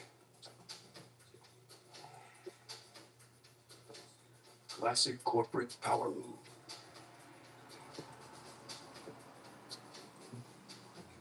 But the real power move? Having next level control of shipments across your supply chain. Mark, do you mind? FedEx, the new power move. Isaiah Rodgers, who scored 2 touchdowns on defense last week, blocks a field goal here. Yeah, watch the ability to knock down Pat Freiermuth. He's this left wing, but watch him chop his left arm there. And see how that propels him? You know how many times... Yeah, Pat Freiermuth has played horrible football this year. It's like, Coach, I'm not really going to block the field goal. Okay, well, this is the year of the blocked field goal. We called that game last week in Philly where they blocked 2 to win the game against LA. And right now, special teams coaches are trying to find every advantage they can. These teams are playing well. Driving ins at the 9 after the block field goal. Stumps it off to Xavier Scott. And Scott's got a first down. There's a flag in the end zone. And it's going to be roughing the passer. Anytime you see a flag in the end zone, if you're the fan of the offensive team, you're like, oh no, but this is going to go on. You got to see what Pat Freiermuth does on that field goal attempt. Just puts his head down, totally whiffs, doesn't try to block anybody, The guy is making huge money. He's making Travis Kelsey money, and he has been absolutely horrible. Pat Fryermuth hasn't played good football in like 2 years. He just hits him two hands dead in the face. Then he holds his hands up like, I didn't do anything. And the ref said, he said, you know, it really changes because I was saying to you during the break, I think if Pittsburgh makes that field goal, then you get a kickoff return, give or take around the 30s, the league average, with 2 timeouts, I think, or with 1 timeout, I think Minnesota's saying, all right, let's go try to steal some points. Then you find yourself at the 9. Well, completion, personal foul, you're at the 34. Now I think if you're Minnesota, get into a 2-minute drive here, let Carson Wentz, experienced quarterback, see if at the very least you can get yourself in field goal range, if not try to go down for 6. You have 25 yards and snap with a finger right there. 12 to 13 today. One incompletion, no interception. Carson Wentz back to throw. I don't know how you missed that pass, but it should have been complete. You know, something I think is interesting, you know, you come into these games early in the season and all these teams and coordinators have trends. Coming into this game, no team in the league blitzed 6 or more defensive players than this Pittsburgh defense. They've yet to do it today. And I think a big reason is they want to play zones, but every time you blitz an additional defender, that's one less guy in zone coverage. So you can see on some of these routes. It's going to be 2nd and 10 for the Vikings. Steelers are showing blitz with Patrick Queen to the top of the screen. Patrick Queen comes with the blitz. Pass is complete to Justin Jefferson. Well, right on cue, they brought 7. And now all of a sudden there's a lot more space, so they had really been hesitant to do it. And first time they dial up those heavy blitzes, don't play. And the Steelers territory. Wentz under pressure. TJ Watt gets blocked out of the play. No, that was Nick. Yeah, it was TJ. Did he get his feet in it? He did. For 7. Wentz under pressure.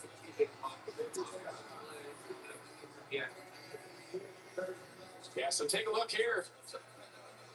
1, 2, 3, 4, 5, 6, 7. All 7 of these guys end up pressuring Wentz, and everybody's coming on the play. I mean, I'll take the blitz though. I don't care. I like seeing the Steelers be aggressive, even if they get beat in coverage from time to time.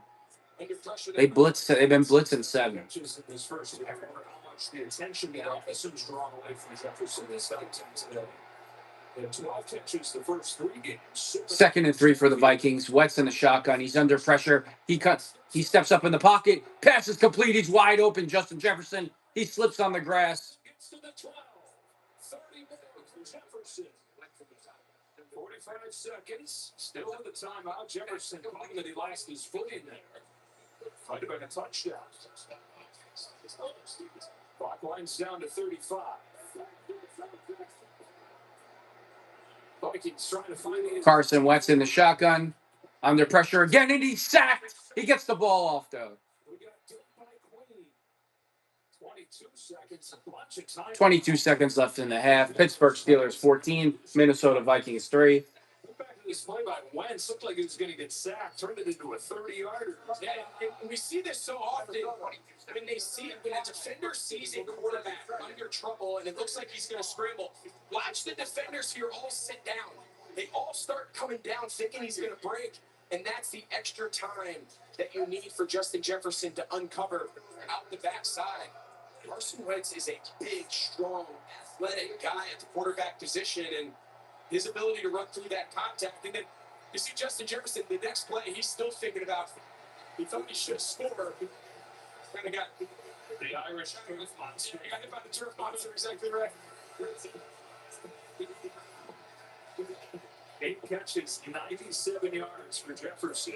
90 yards for Jefferson in this first half. Yeah, so important to note here now, no more. 2nd and 12 for the Vikings.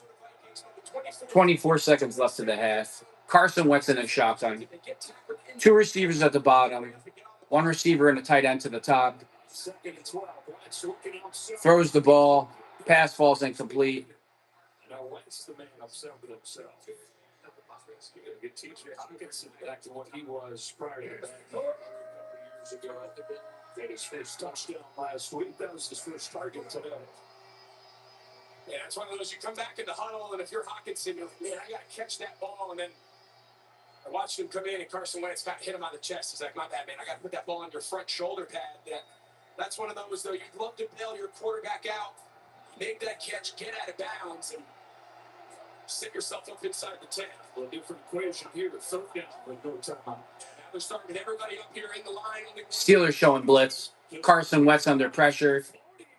Floats the ball into the back of the end zone, and it's picked off by the Steelers, but I think Darius Slay's out of bounds.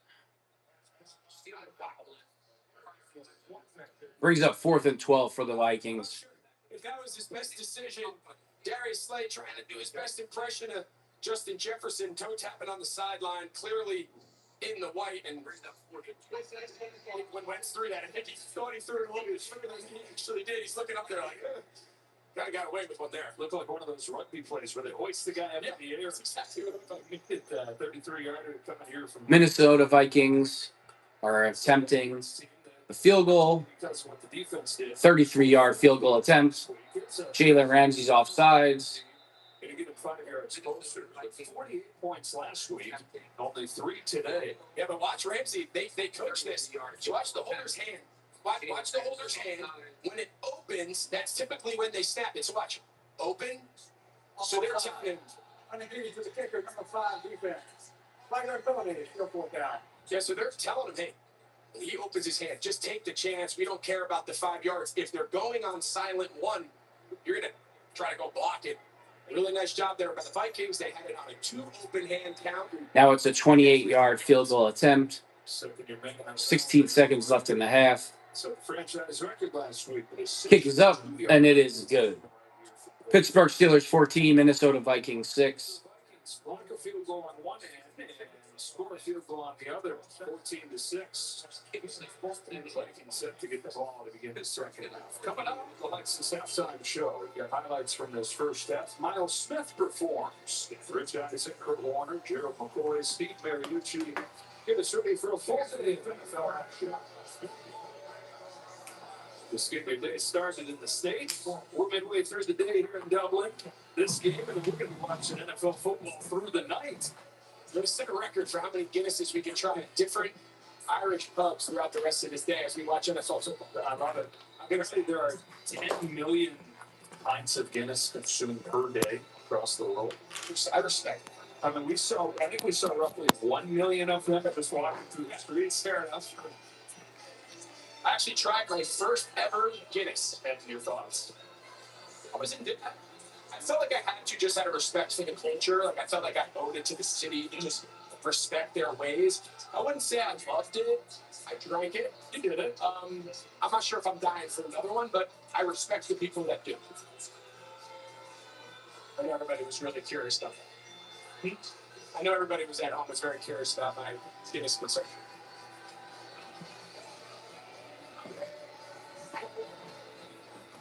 Final seconds of this first half on what is a beautiful day. Look at the sun poking through.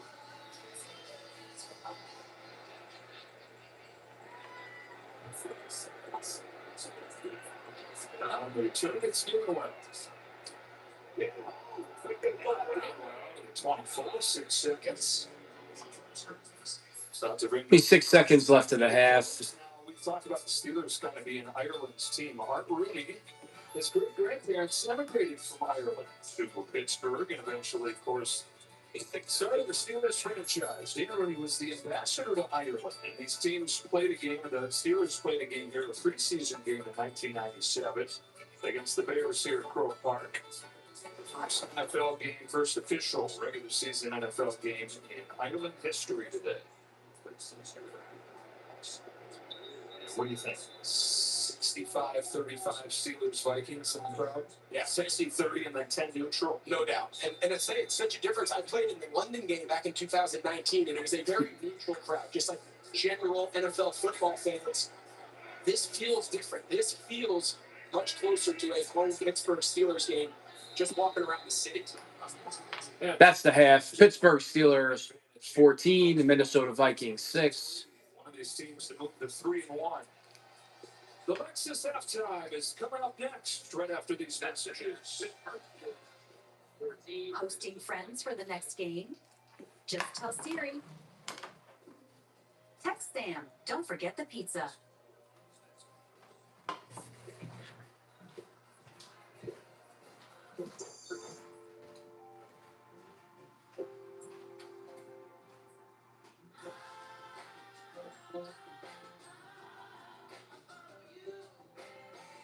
Room for 6 full-size bachelors.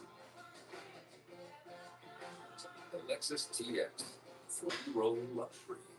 A car that doesn't elevate every life experience. It's a car that stops short of amazing. You'll never know how much I love you.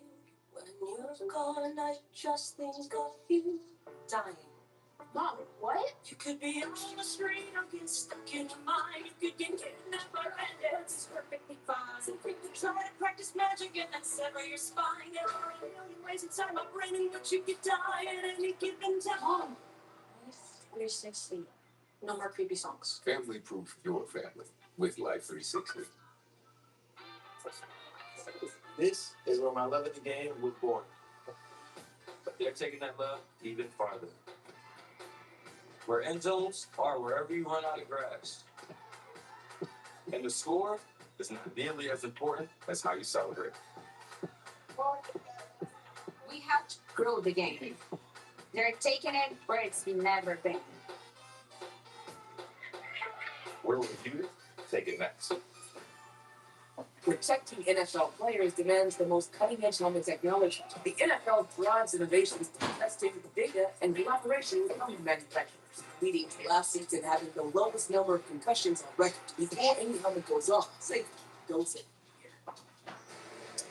Aaron Rodgers to DK Metcalf for 80 yards.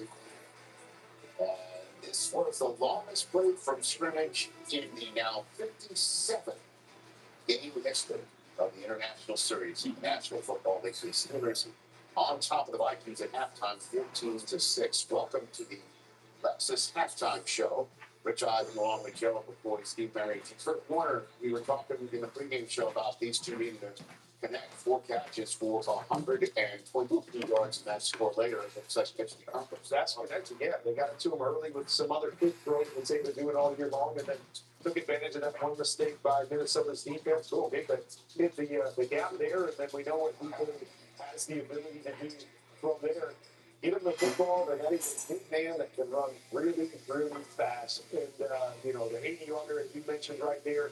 But, this is their playmaker. This is the guy that went out to give.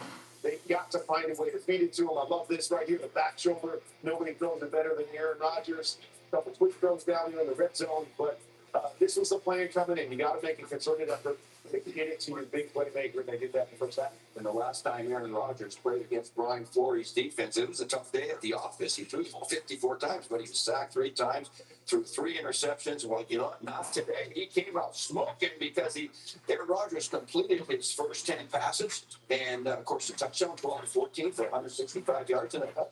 What do you make of the Steelers defense, Joe? Well, we knew coming into the season that a formula for this team would be successful is to play well. We haven't seen it over the first few weeks, but last week we've seen them take the ball away. They're doing the same today. Rushing coverage working together up front. These guys are tipping passes, which are forcing interceptions. They're getting Carson Wentz to hold the ball, which is allowing the Rams to get there. You see the one takeaway was brought back because of stuff I've never seen before. With Jordan Mason touching the ball and them getting the ball back. But this defense is playing really well.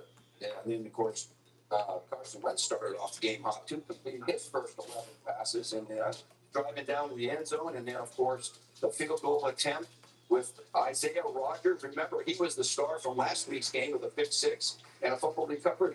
There's right there. Blocks the field goal attempt. And now Carson Wentz says, all right, I got a minute and a half to go to the length of the fifth. Let's throw it to my guy, Justin Jefferson. I don't know how you get this wide open right here. He'd like to have this one back as he slips. Otherwise, this could have been a good one. But he's got 8 catches for 97 yards, season highs, and he's playing a heck of a game right now. Carson Wentz and Justin Jefferson. Yeah, Jefferson and DK Metcalf already both with season high as they total yards. for them to hit the locker room, and the Vikings getting that big 3 points before halftime. They get the ball to start the second half when we send things back to Clove Park in Dublin, Ireland for the second half. In the meantime, just please know that you can go and get NFL Plus to keep the NFL in reach all season long. NFL Plus Premium is also there for you.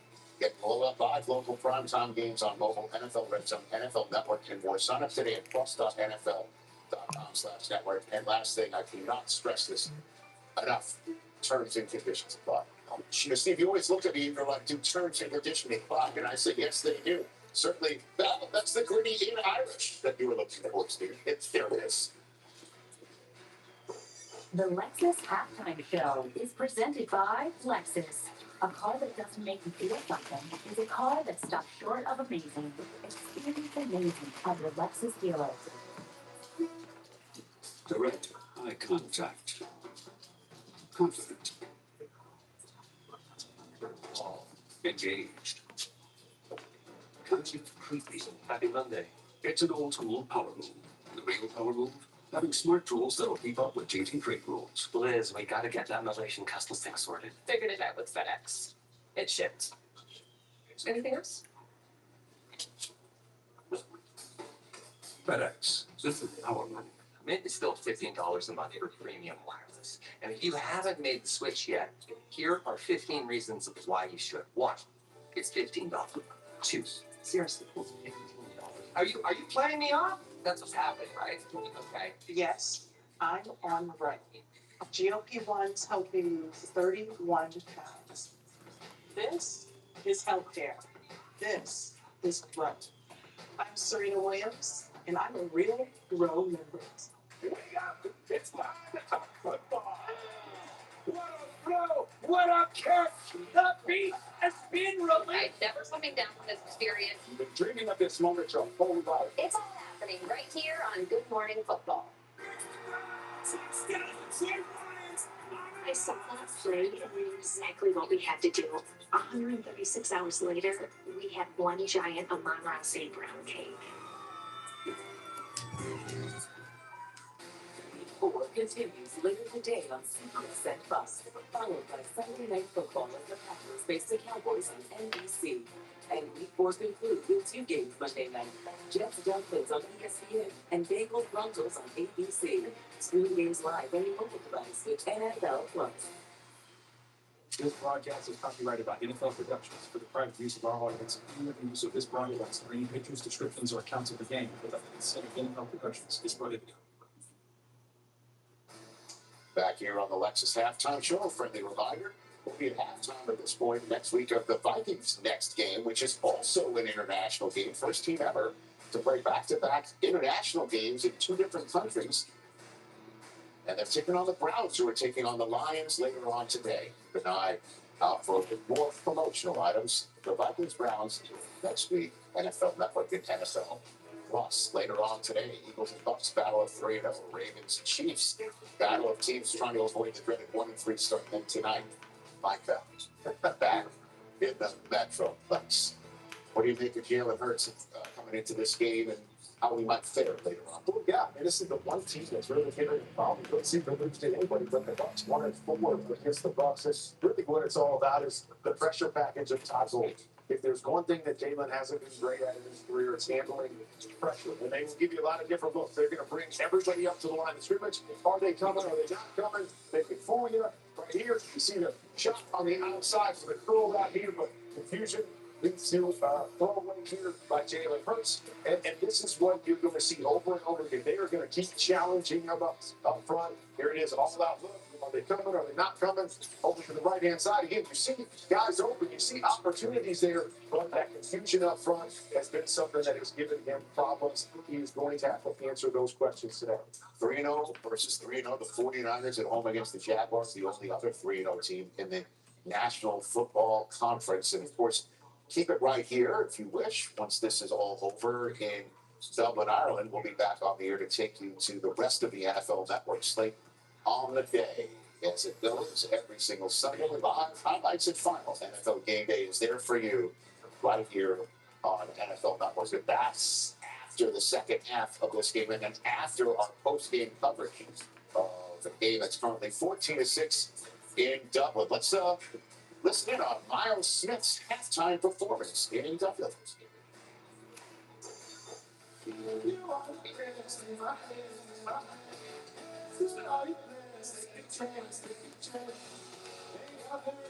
We only got to if you gotta let to feel like a lady's late night stuck in my head, it's a part that's getting cold, cold. Gotta get out all night, stuck on no day, stuck in my way, started circle, dreaming about running wild with you. Bringing my mind and my body go. Life's too short, I you come on, come on, come on. If you wanna dance, take my hand, take my hand. Dance till all you dance, take a chance, take a chance. Ain't hard, we only got to live. You gotta let you feel like a lady say. If you wanna dance, take my hand, take my hand. Dance till all you dance, take a chance, take a chance. Ain't hard, we only got to live. You gotta let you feel like a lady say.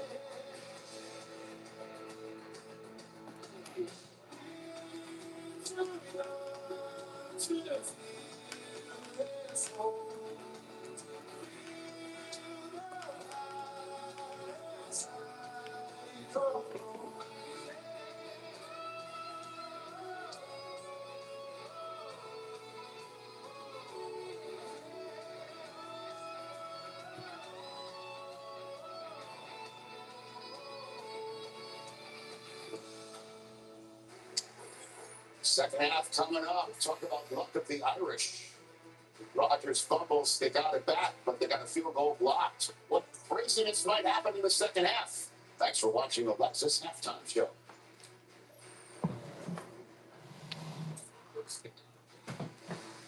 The NFL Dublin game is presented by Madden NFL 26. Built from NFL data, built from Sundays.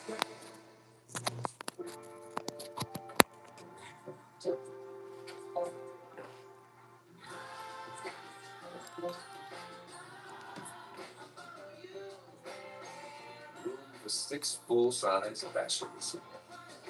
The Lexus TX, 3-row luxury. A car that doesn't elevate everyone's experience. It's a car that stops short of amazing. It is not the man who commands the field beneath the stadium lights who deserves our highest praise. It is those out of the arena. Never forget to honor character. Donald Trump calls Jack Ciattarelli 100% MAGA. That support the president wholeheartedly. Ciattarelli supported Trump's Medicaid cuts, targeting 300,000 in Jersey. Jack Ciattarelli, 100% MAGA, wrong for New Jersey. If you want to let your games do the talking, say less. If you want to refresh a drink, Sprite. Obey your thirst. I don't know who that was. I don't know what band that was.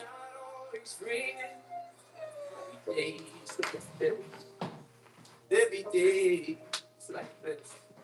I don't know who that was. When Shakespeare starts to feel a bit complex and you've got questions upon questions, you can just ask Google to break it all down and even ask follow-ups so you can keep up with every twist, turn, and sibling rivalry. Spoiler alert, it doesn't end well. Influencers aren't new. Don't call it a comeback. I've been here for years. Can you guys let me know if you can hear this mic? Because I always got to take the mic off at halftime to charge it up. So can you guys hear me? Some sort of smiling emoji. We smile for real. Call it a comeback. There's only one. During the Jeep Drive in the fall event, purchasing at $4,500 total bonus cash allowance on select 2025 Jeep Wrangler gas models in dealer stock. Hurry, this great offer ends September 30th. You can always count on Sundays with the NFL on CBS and Paramount Plus.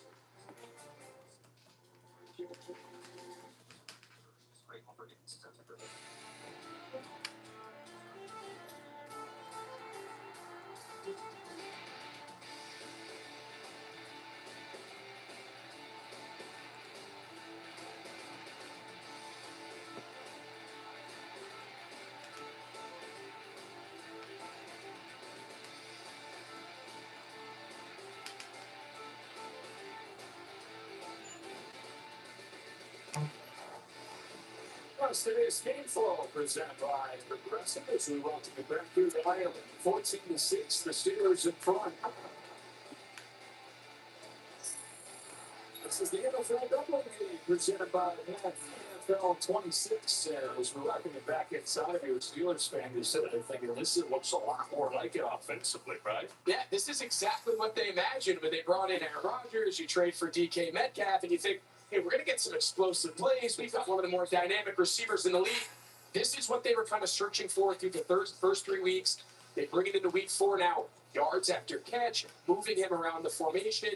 This is a lot more indicative of the whole vision they had to get themselves into that AFC kind of top echelon category. Vikings have been about to score 48 points last week. They only have 6 to fall, but they're 1 for 6 on third down, and then they're 0 for 2 in the red zone.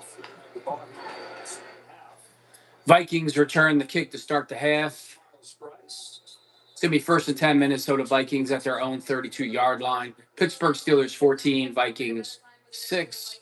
The offensive line is in trouble. At one point, though, at the end of the half, Martinez got poked in the eye. He's okay. He had to receive some treatment, though. Carson Wentz got poked in the eye at the end of the half. Last week because of a concussion. Michael Juergens is going to go in for now. He is being evaluated once again for concussions.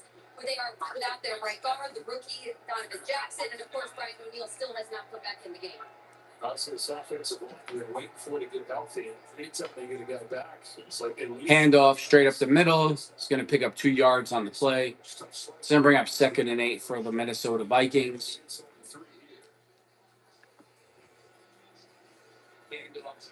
The numbers for these two teams are pretty well played first half. They only had a few incompletions. Wentz went 16 out of 20. Rodgers went 12 out of 14. And at 183 for the Steelers on offense, that's already 20 yards within their total from last week. They need the 5 takeaways to get out of New England with the win. TJ Watt's been silent all day today, hasn't done much.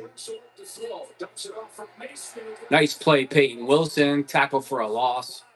It's going to bring up 3rd and about 12 for the Minnesota Vikings. You know, something I was interested in how Pittsburgh was going to see Wilson, the inside linebacker. He's just going to stay in phase with Mason there. They're trying to get Juergens, the center, out in front of him to set up that screen. They've been playing a lot more nickel personnel on 1st and 2nd down. They had been a base defense on early downs coming into this game, but with all this Steelers are showing blitz. of Minnesota, 7 guys up on the line of scrimmage, and 7 guys are coming. And he's going to be sacked. Nick Herbig again.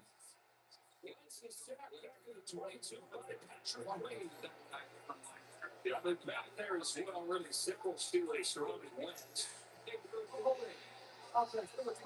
And there's a holding call on the play against the Vikings, which will be declined.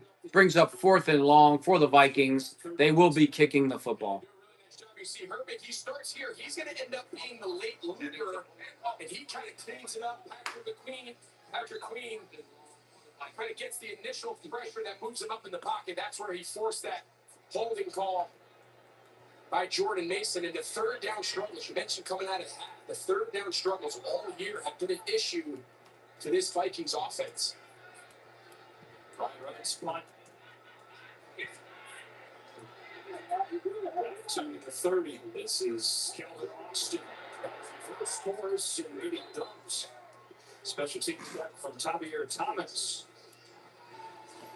The Pittsburgh defense. All these expectations coming into the year fell flat the first couple of games. Coming to life the last 2. Did they ask you to do the price or drink? Yeah, but they just get the one line. But like Caesar, like we're gonna sit here and we're gonna tell them how Caesar's Sportsbook is just so easy to use that you can watch and bet thousands of sports events, even some NFL games. They'll probably show us betting on our favourite players and teams at all the Vegas hotspots too. Like we have time for that montage. I told him I couldn't do it. They couldn't afford me. When it's time to start your business, it's time for Shopify. Designed with easy to customize themes, sell everywhere people shop, and never miss a sale with the world's best converting checkout. See why millions of businesses sell with Shopify. Start your free trial today.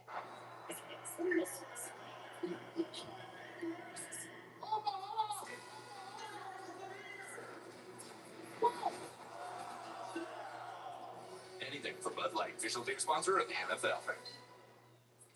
He's just been really distant lately. Maybe he's scared of commitment or getting hurt. What do you think? Yeah, totally. Okay, Bridgewater, you're in. Teddy Bridgewater, backup, listener. If only there were backups in real life. Go. So if the But at least there's Progressive to protect your home and auto. You think you're scared of commitment? exactly. You're not a mechanic. It's not your job for fixing it.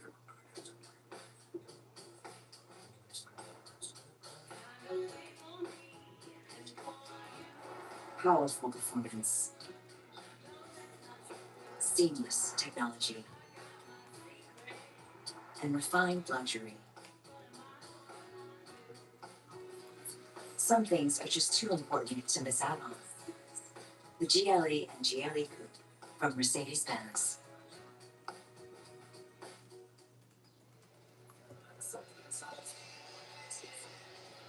Yes, NFL Network Dublin game is brought to you by Mercedes-Benz. The streets of Dublin were packed all week with Steelers fans and Vikings fans, just growing football fans across this country. The longest lines you find, you had the pubs and the top restaurants, but the NFL shops, people lining up together here. Pittsburgh goes back on offense this right here to begin the second half. They had 203 yards against New England last week. They had 183 in the first half today. 1st and 10 for the Steelers. Aaron Rodgers under center. Quick pitch right to Gainwell. Gets clothesline for no gain. Tech veteran blows that play up. And we check with him Oliver. Well, Joe, say for that blocked field goal, plenty of things for the Pittsburgh Steelers to like. I talked to Mike Tomlin at the half. I asked him to tell me about some of his priorities. He said this twice. Complementary football is what he wants to see. If one group steps up, you step up too. Play ball, he insisted, and living the moment. It's been the whole thing for his teams throughout the years. Really good defense. 2nd and 11 for the Steelers. Really good defense, but even more than that today. Finally explosive on the ground game. Hand off to Gainwell. Picks up about 5. And a third down coming here. Yeah, and I think you hear coaches say all the time complementary football. What does that mean, right? The assumption is, all right, we want our offense and our defense to play well, but it's deeper than that. Like, so what that means is we want the 3rd and 4 for the Steelers. plays to complement the style. It doesn't just mean we want both sides to be good. And I think that version of the first half of ball control, highly efficient, explosive plays on the offense in Pittsburgh to go along with that really good defense of taking the ball away and creating explosives. That's the complementary ball Tom was talking about today. 3rd down, Rodgers. Rodgers under pressure. Gets the ball off to Gainwell. He'll be short of the first down. Brings up 4th down for the Pittsburgh Steelers. For Blake Cashman, who left with a hamstring injury week 1, and Wilson, who's been for the Vikings for the 2nd time, has been a key guy for it. Yeah, and they struggled replacing Cashman. They didn't really have an option for him when he went down last year with a different injury. And now here's Wilson back again for the 2nd time, and he's really stepped in as one of the main communicators and leaders. Steelers back to punt. Punt is away.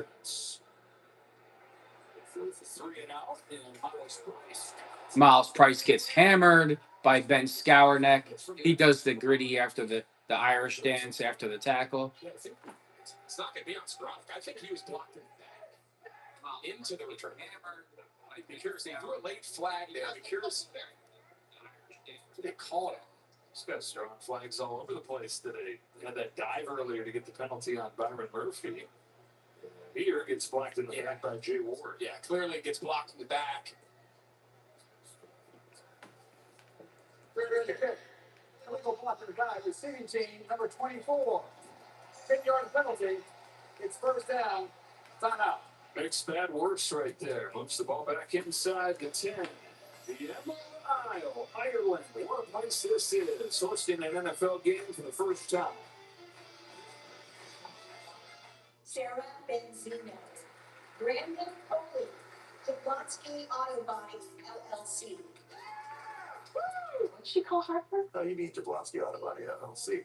We actually sold the twins' naming rights. Yeah, next day you gotta start. Kids are so expensive these days. Here he comes. Oasis, Breeze, Tan, and Scott. Need a tan? I'm your man. Do business with you. Or we can look at some investment options for you. Or stress. The right money moves aren't as absurd as you think. Don't hurt him, Kev. All dripped up. Got the new iPhone 17 Pro, and Verizon picked up the tab on the best 5G network, fam. Oh, way. Handsome and hilarious. No way. No way. I know. I mean, fine. Wait, who's about the iPhone? Come on. New and existing customers can get the new iPhone 17 Pro on us on the best 5G network. That's real nice. People, they're good for squad goals and squad. People are good for these kinds of cheers and these kinds of cheers. Jim Dean, best enjoyed together. Official spirit of U.S. soccer. This gaming set, once you stick it out, it can ice your face. The new era NFL Sidelines Series, the official cap of the NFL Sidelines. Take one defender, add a large helping of sand, mix in some rocks, freeze to -40 for several days, then soak in 35 inches of water. Bake at 122 Fahrenheit. Dress with 661 pounds of toppings. Finally, serve on a plateau of your choosing. You got the game? Get live, local, and primetime games on mobile with NFL Plus. Under pressure has been delayed. NFL Plus. Keep the NFL. Come on. Welcome back to the NFL Dublin game, presented by Madden NFL 26. Joe Davis, Greg Olson, Pam Oliver, Jamie Erdahl. 14-6. Steelers in front. Vikings back on offense at their own 10. Man in motion. Wets under pressure. Gets the pass off. It's going to fall incomplete. Brings up 2nd and 10 for the Vikings. He left that one go. Yeah, so I think this is one of those plays that within the Kevin O'Connell system, just because you call a deep shot off the play action doesn't mean you have to take it. Follow Mason, so he gives a little chip there, just dump it off. Look how deep the Pittsburgh Steelers defense is on first down. Don't force it downfield. Get that ball checked down to Mason. He probably picks up the first down on first down. Shaking his stand there. It looked like Cam Hayward got his hand on his stand as he left that throw go. Mason on 2nd and 10. So find some room in the middle of that defense. Keeps on charging forward. Got 8 somehow. 3rd and 2. Brings up 3rd and short for the Minnesota Vikings. Going back to how good of a year he had last year, filling in for McCaffrey due to injury in San Francisco. As far as guys that average more yards rushing per game, it's Saquon, Derrick Henry, Jonathan Taylor, and then Jordan Mason. I mean, that's really good company over a long period of time. We've talked a few times about how happy they are to have him here in Minnesota. 116 in his first start last week. He's only got 31 today. 3rd and short. He's been pestered all day on 3rd down. It's going to be enough for a first down for the Vikings. Adam Thielen with the reception. It's going to be 1st and 10 Minnesota Vikings. I'll tell you what, they bring him in for a very specific purpose. I mean, they build a little 2-man set there with Thielen and Addison. All they're doing there by putting him and Addison so close is they're just dictating the leverage of the Pittsburgh defense and letting Thielen, knowing he has an inside route, how do we build the formation to get outside leverage and just make it pitch and catch? I think the 3rd down pickup for the Vikings. First down right here. Mason cuts it upfield. TJ Watt trips him up. Mason gets knocked first down. It's going to be a first down for the Vikings once again. Jordan Mason with the carry. So he was a backup at Georgia Tech as a junior and a senior. He went undrafted and buried a little bit in San Francisco. Vikings capitalizing here. And if you want a change of pace guy, Aaron Jones, the way that Kevin O'Connell put it is we wanted a bell cow with a bell cow so we could have the same plays no matter who was in there. Second and 1 for the Vikings. Wentz play action. It's going to be a first down. Pass is thrown to the back out of the backfield. It's going to bring the Vikings into Steelers territory. Like fast back out of the backfield. It's not even a mistake, but this play works. Like I said, 100% of the time. But you just never see anyone pick up the tailback on the front side, kind of out of the backfield into the flat, and the quarterback spins around. He gives a really bad fake, and he is wide open across the league every week. And I'll tell you what, it's just one of those plays. It seems so simple. Yet First and 10 Minnesota Vikings at their own 42-yard line. Make it as simple as he can to succeed. Handoff to the left. It's going to be stopped for no gain on the play. Leading the charge for the Pittsburgh Steelers was Peyton Wilson once again.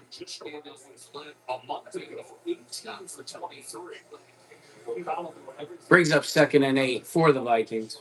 I think he's looked really good through his first 2 starts here in Minnesota. I think he's looked good here, a little over a half a play. Of course, he has the one pick, the ball was deflected, so kind of one of those you chalk up to just some bad luck. But he looks in control. I think he has to continue to find that balance between wanting to push it downfield and air it out, which of course they're good at. But as we saw this drive, don't be afraid. Wentz back to throw. Pass falls incomplete. Deshaun Elliott with the coverage and the hit brings up 3rd and 8 for the Vikings. Pittsburgh in the first 3 games, 1 sack on 3rd down. They've got 3 of them today. Yeah, they've got 3 sacks. They've got an interception on 3rd down. They were one of the worst 3rd down defenses in the league through 3 weeks. So again, they won't force as many of these 3rd and pass. Of course, an area on the other side, typically it complements one another. This Minnesota offense, 3rd and pass like it is here, has been a struggle all season long. Depleted offensive line for the Vikings trying to protect. Wentz under pressure. He's scrambling for his life. Trying to roll out. He's going to have enough for the first down. Gets out of the pocket. Picks up the first down for the Vikings. Carson Wentz looks like a really good quarterback. Like, did the Steelers ever think about signing him? Every time I think about Baker Mayfield being on the Bucs, I want to puke. In this system with Sam Darnold, they're going to start everybody up. This time they bring on TJ Watt. He's the looper. He comes around the inside, and they just don't set the edge of the pocket. And even at this stage in his career, Carson Wentz is a really good athlete. There's a lot of things between of course, from the top hits, like Kevin O'Connell put it, we decide that they're not any good as they struggle early on in their career. Wentz with the play action under pressure. Oh, he almost gets his head taken off by Peyton Wilson. There's a fumble on the play.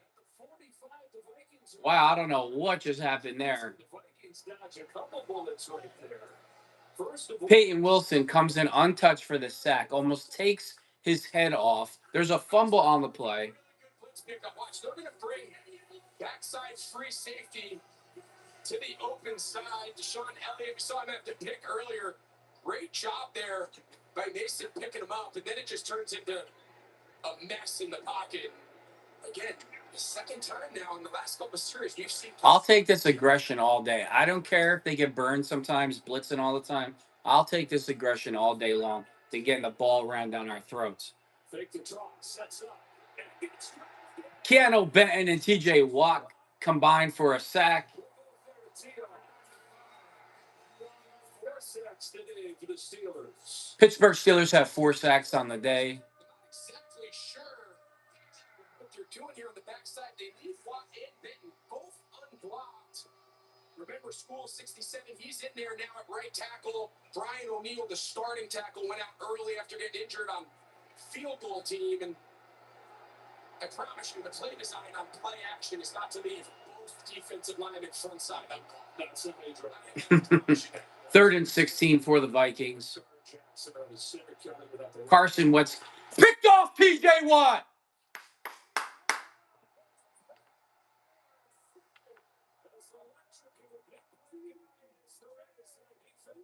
And he punched the ball into the stands. And so the 3rd down totals today for Pittsburgh, 3 sacks and 2 interceptions. 7 the offense up with great field position. Cam Hayward deflects the pass, TJ Watt picks it off.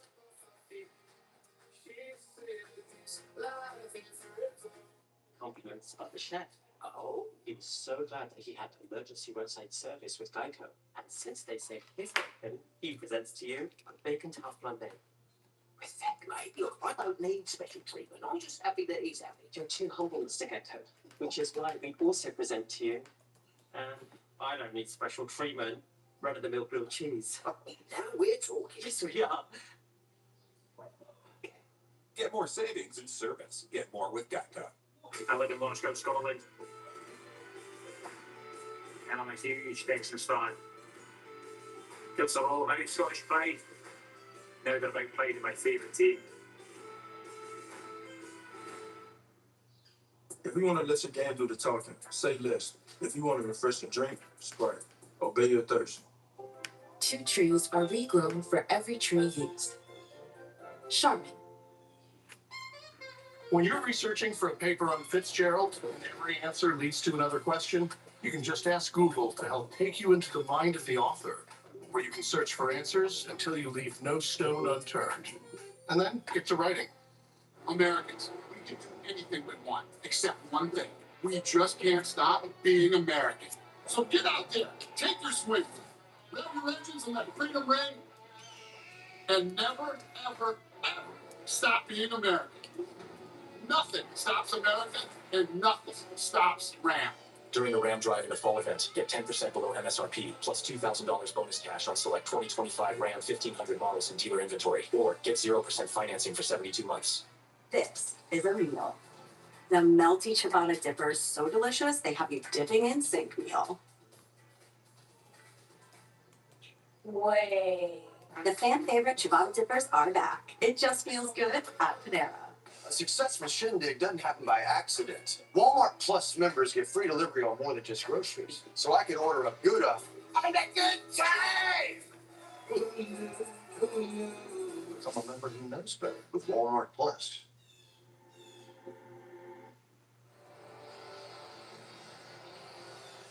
Playing quarterback in the NFL is never easy. Sometimes it's really tough, and Carson Wentz is dealing with that right now. The Steelers' defense over the completed offensive line, but this is what the Steelers' defense does. Yeah, they give up some yards, but then the splash plays to put them in position to win games. 5 takeaways last week. They've got 2 of them today. And they've set the offense up. Aaron Rodgers in the shotgun. 1st and 10 Steelers at the Vikings. 36-yard line. Rodgers gets the ball off to Darnell Washington. Big Country. Big Country picks up an 8 on the play. It's going to be 2nd and 2 for the Pittsburgh Steelers. Great example of you're going to play really soft coverage. Look how deep everybody gets. So where's the ball going to be thrown? It's going to be thrown in the middle of the field. So they're running this little ET game. You see how they generate pass rushers, Cam Hayward, TJ Watt on those little pick stunts. They want to get bodies, knowing where the quarterback is going to try to drop the ball off. Short, middle of the field, check down. You want to create, yes, you want to sack the quarterback. But if Aaron Rodgers in the shotgun. Gainwell to his left. 3 receiver set. Skowronek comes in motion. Gets the block on the edge. Gainwell picks up the 1st down. It's going to be 1st and 10 Pittsburgh Steelers. 2 takeaways. That doesn't even include the scoop and score from Jalen Ramsey that was wiped away because it was just barely out of bounds in the first half. That's excellent. 14-6 Steelers lead. It's kind of funny, over we'll call it 4-game sample size. Here we are in the second half of week 4, but the first 2 weeks, I think everyone was like, what is wrong with this Steelers defense? They're giving up 30-plus a game. They're struggling. Now all of a sudden the sacks go up, the takeaways go up, and all of a sudden you go, okay, this is why our most expensive players on the team are on the defensive side of the ball. This is now the return on that investment. Gainwell gets a pitch to the right, has some running room, picks up about 6 on the play. It's going to bring 2nd and 4 for the Pittsburgh Steelers. Gainwell has been running the ball very well today with the opportunities he's been getting since Jalen Warren is not playing, which I'm surprised that he didn't play today, but I guess he was a scratch before game time. 2nd and 3 for the Steelers as they work into the red zone. He's been the superpower for this offense this year. They've not had a ton of chances down here, but when they have, they've been nearly perfect. 1 for 2 today. 2nd and 4 for the Steelers. 3 minutes, 13 seconds left in the third quarter. Steelers 14, Vikings 6. Aaron Rodgers under center. Hands off to Gainwell. Gainwell picks up about 6. It's going to be first and goal for the Pittsburgh Steelers.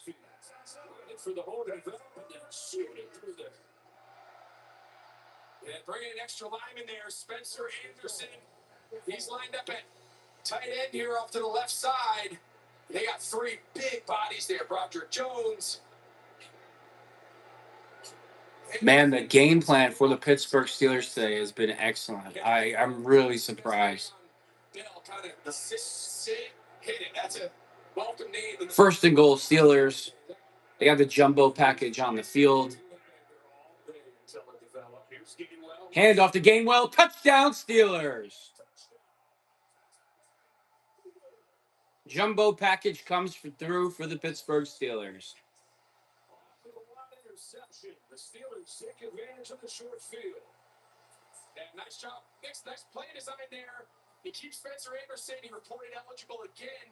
But Somebody just messed up and gave the Vikings a touchdown on the screen. They took it off, thank God. It's the left tight end, and they end up running behind him. And tell you what, I am really, really impressed with the balance and the efficiency of this Steelers offense.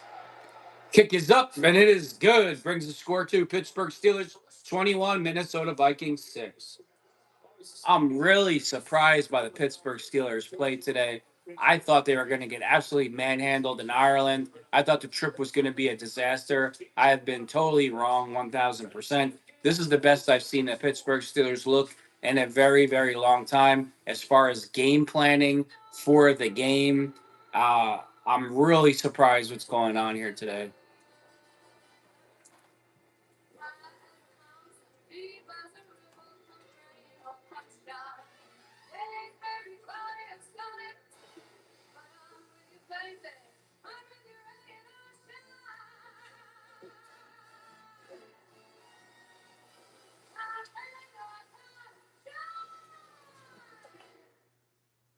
All right, listen up.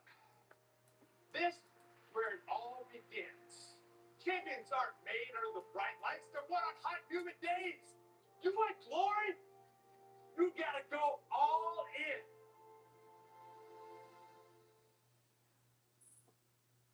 Okay, who wants a jersey? I thought we were getting cars. Toyota. Let's go places. Nationwide is so much more than a great insurance company. They're also one of America's largest financial services companies, too. Just like I'm just in total shock what's going on here today.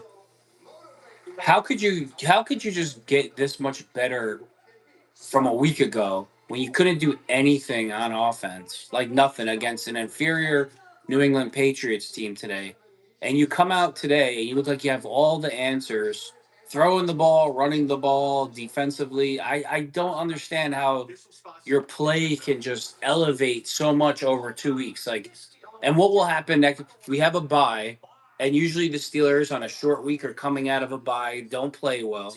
Are we going to go back to the old Steelers after the bye and totally shit the bed? It's just always a roller coaster. I'm not complaining. We're winning, obviously, but I wish we could play consistent like this all the time. Here's NFL. You don't play calls, no games. Yeah. Man, it's not fantasy. It's facts. You know what? Oh, let's get it. Players, you just fumbled your own fade. Now you look crazy. Madden NFL 26. Go from real NFL data, built from Sunday.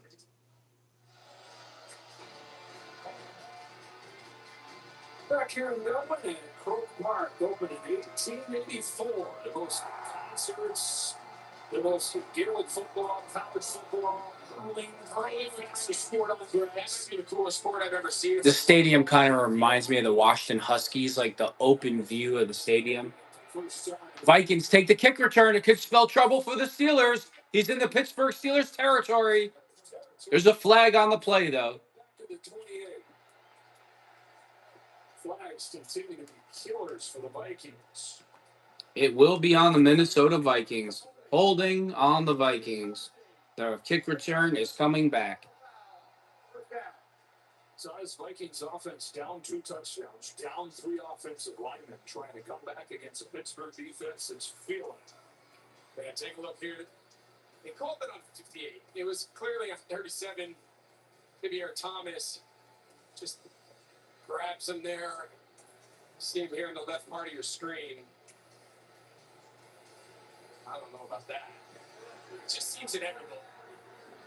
Yeah, here we go. The ref just fixed it. We got your back. First and 10 Vikings at their own 18-yard line. Cole Holcomb is now in the game, standing next to Patrick Queen at linebacker. Wets back to throw. Tosses the ball deep. Pass falls incomplete to Justin Jefferson. Darius Slay with the coverage. Brings up 2nd and 10 for the Vikings. With the Eagles. The coverage right there. Jalen Ramsey, by the way, on the other side of the field here, Greg, limping off. Yeah, he got run by pretty good by Jordan Addison on the top of the screen.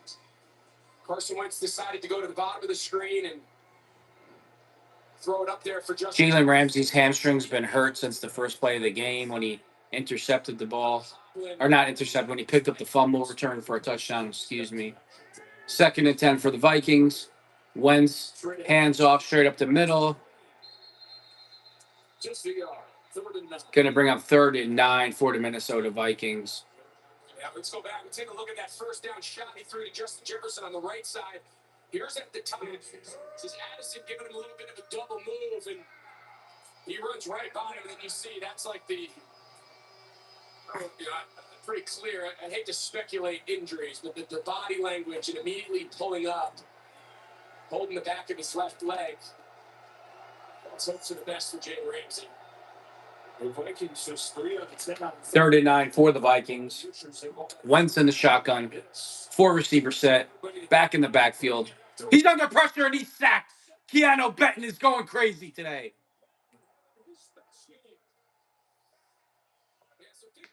Brings up 4th and long for the Vikings.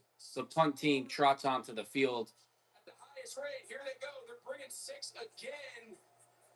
And it's just overwhelming. A lot of backup. TJ Watt's in on it too, but Keanu Benton got there first. Backups at center and backup at guard and right tackle against this defensive front and blitz scheme. 3rd down just continues to be a nightmare.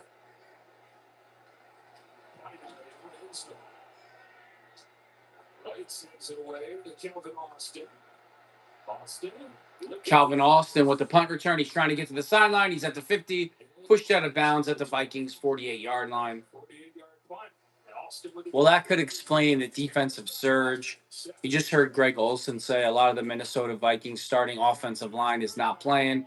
I mean, I'm not trying to take a dump on the win but it's – I wish I didn't hear that part. I wish I didn't hear that. I wish this was the Vikings starting offensive line and not backups. But whatever, a win is a win regardless.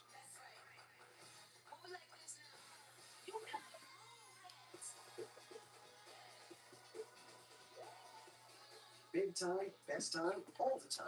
Come see the Royal Caribbean. Being Courtyard's official fan ambassador has opened a new world for me. Now I get to hang out with NFL fans all season long. Wait, what?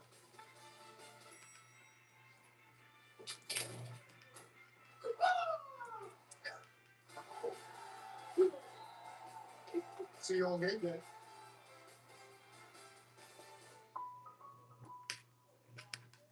Okay, your home, auto, and business vehicle are all protected with Progressive. Nice. It gets a bit overwhelming running a business and a family. Ooh, it sounds like someone could use a vacation.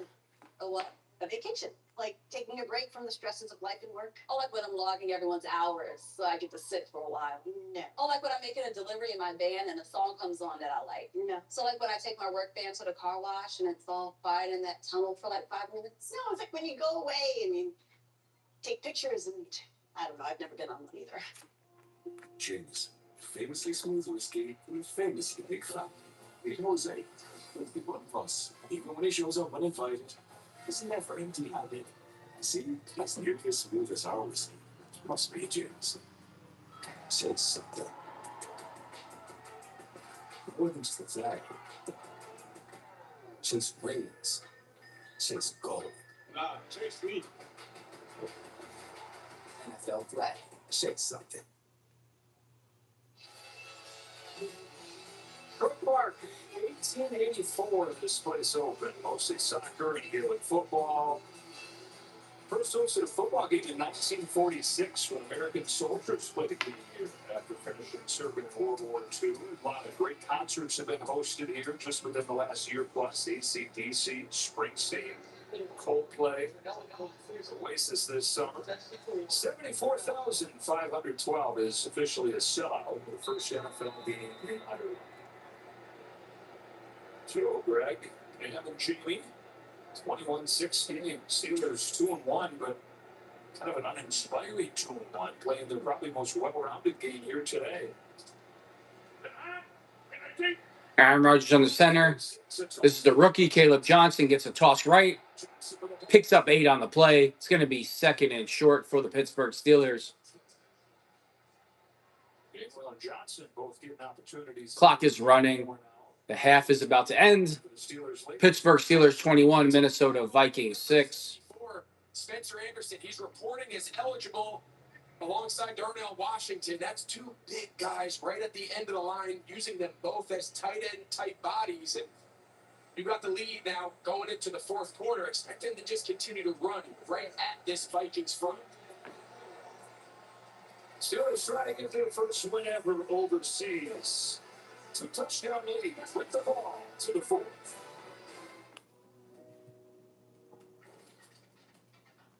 Copilot, make us claymation. Dude. Copilot, make us statues. Oh, come on. Make us anime style.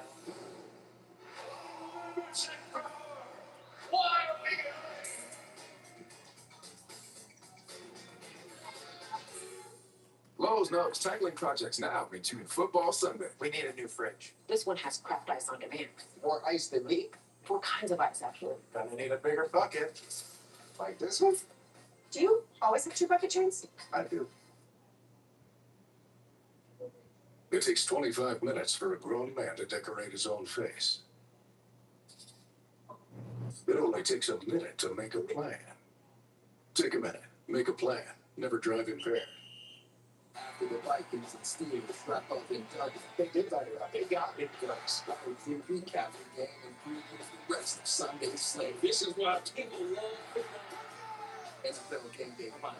Today after the game, NFL Network. Whenever you're driving down the street, especially when you pull up next to a brand new Volvo, they said, this is your car 60 years ago. It makes everybody happy, and that makes us happy, and that's what we're all about.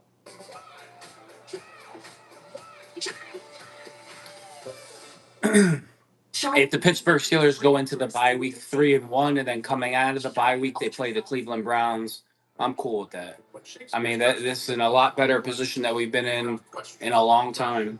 You can just ask Google to break it all down, and even ask follow-ups, so you can keep up with every twist, turn, and sibling rivalry. Spoiler alert, it doesn't end well.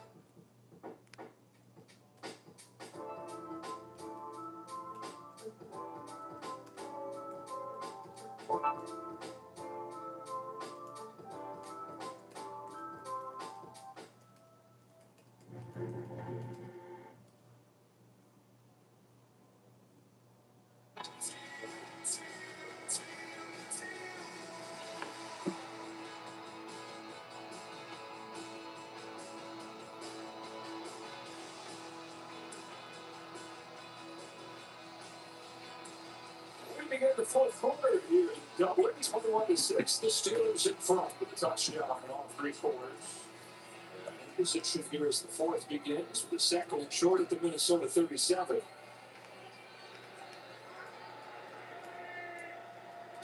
Steelers crowd enjoy watching their team play its best game of the season to this point. DK Metcalf gets the pass, has enough for the first down. After a career first half, 122 yards, included an 80-yard touchdown. The first time they've gone to him since the break. DK Metcalf is a huge individual. All the way there on 2nd and short. Aaron Rodgers just looks out, only a few reps where DK is not pressed as the single receiver, and just kind of spits it out there and pick up the first down. About this now 15 seconds. Aaron Rodgers in the shotgun. Caleb Johnson to his right. Three receivers at the top of the screen. Darnell Washington to the bottom. The ball is snapped. Gets the pass out of his hand. Calvin Austin, the third, picks up 8. Looks to be injured on the play. Calvin Austin, 5'9", 160 pounds. Really fast. Mike's all like raving about how tough he is playing at that size. Now his 4th year in the league.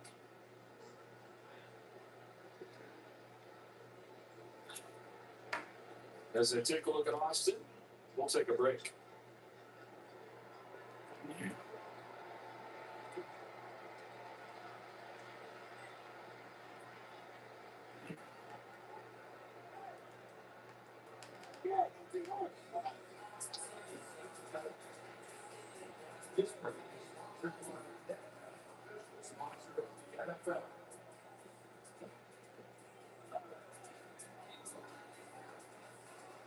Fans, today's attendance, 74,512. The National Football League, Minnesota Vikings, Pittsburgh Steelers, and South Park. Thank you.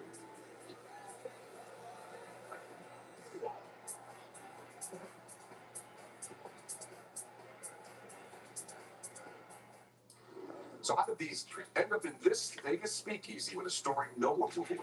It began with ringside seats from BetMGM. That meant anything was possible.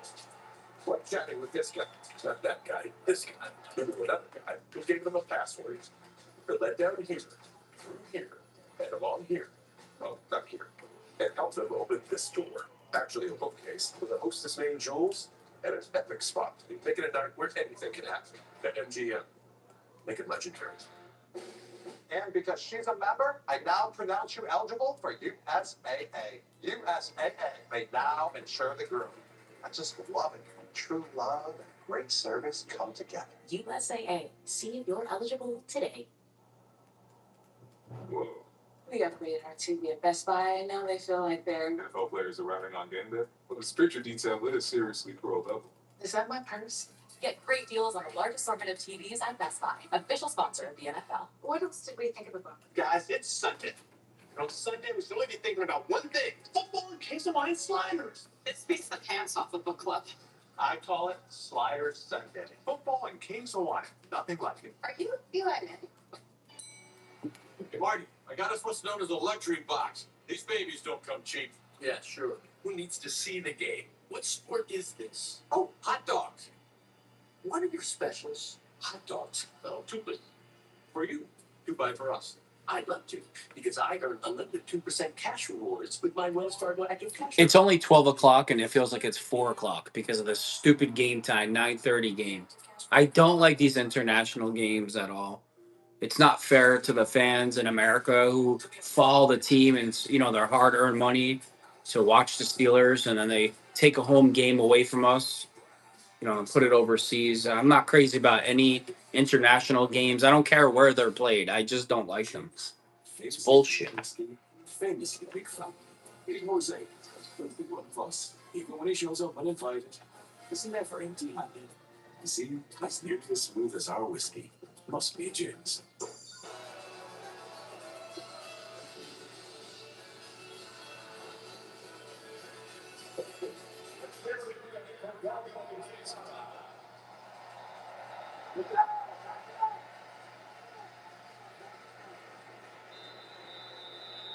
Second down and 2 as we're welcoming back here to Dublin. This defense that through the years has made its name by getting takeaways. Last week they had Exactly. turning into 2 touchdowns. Feels like they really need their first one today here to have a shot.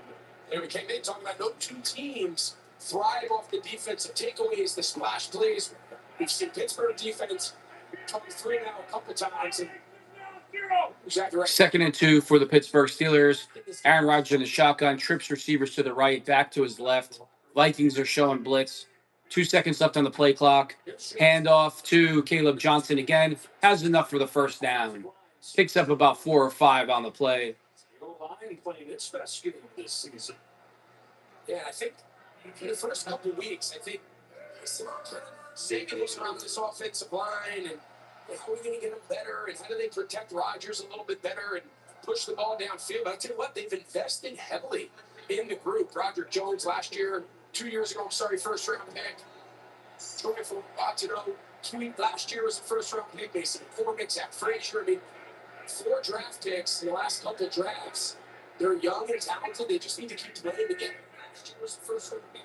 First and 10. It's Johnson again. Handoff to Caleb Johnson. Picks up 1 on the play. Redmond in there to plug it up. Under 13 to play in this year. Caleb Johnson picks up 3 on the play. He spent so much time talking about this blitz package of the Minnesota Vikings defense and Brian Flores and what he's able to dial up. But so far here today through 3 quarters, Aaron Rodgers is getting the ball out of his hand faster than he has all the way back to 2016. 9 years of a guy who's known as getting the ball out quickly. 2nd and 9 for the Steelers. Aaron Rodgers in the shotgun, back to his left. 2 receivers at the top of the screen. 1 receiver and a tight end to the bottom. Handoff to Caleb Johnson. Trying to cut it to the outside. Picks up 4 on the play. I think it was possible for him to get rid of it any faster than he had the first 3 games. But It's going to bring up 3rd and 5 for the Pittsburgh Steelers. Those run design plays that we've pointed out a couple times where he just looks out there and throws it to DK or to one of the backs, to one of the receivers. But, it makes the defensive coordinator really start. 3rd and 6 for the Steelers. These elaborate 5 and 6 man pressures. Let's try to get some strip sacks, turn the game around. But then remember, same thing we said about the Steelers. Every guy who blitz gets 1 less guy in zone coverage. 16 for 18. Aaron Rodgers in the shotgun. Gainwell comes in motion. Before it's not out of scope before this ball. In fact, last year in London, when he was with the Jets, he got intercepted 3 times by the Vikings defense.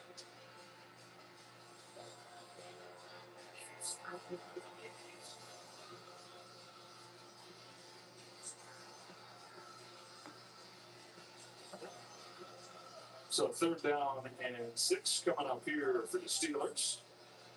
Out of this timeout. Next week, the NFL international games at the London. Vikings will stay here in Europe, as Gene was telling us at the start of the game. Take on the Browns. October 12th, we got the Broncos and the Jets. Then another game in London, Rams, Jazz. Falcons and Colts in Berlin. And the Commanders and Dolphins in Madrid. All the international games. NFL Network and NFL Plus at 9:30 a.m. Eastern.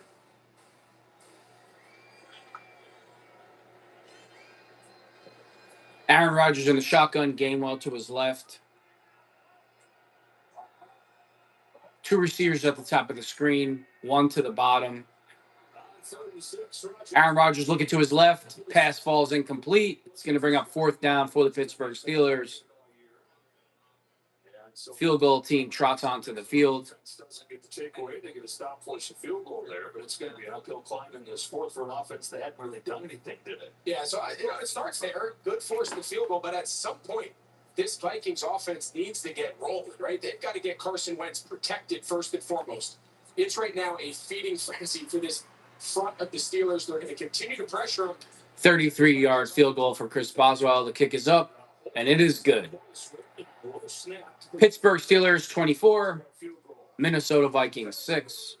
11:18 remaining in the game.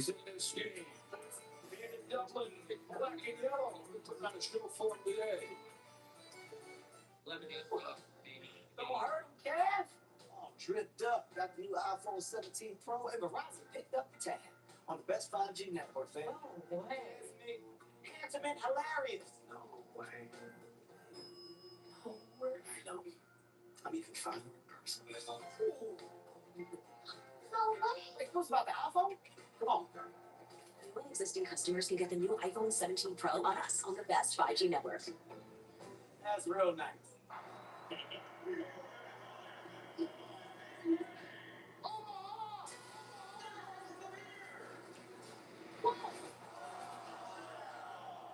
Anything for Bud Light, official beer sponsor of the NFL.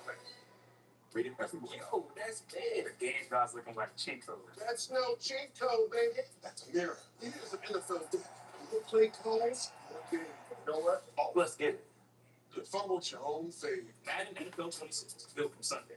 Did you know Cheez-It made extra toasty? Of course. Want it? Need it? Cheez-It.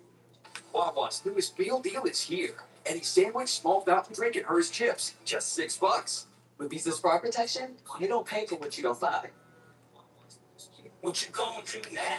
Just need that security code in the back of the car. No one is more secure than Visa. Are you ready? Yes. Come on, baby.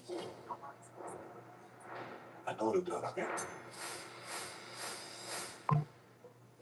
I can keep ready to get tickets now. Everything we do is a declaration of who we are.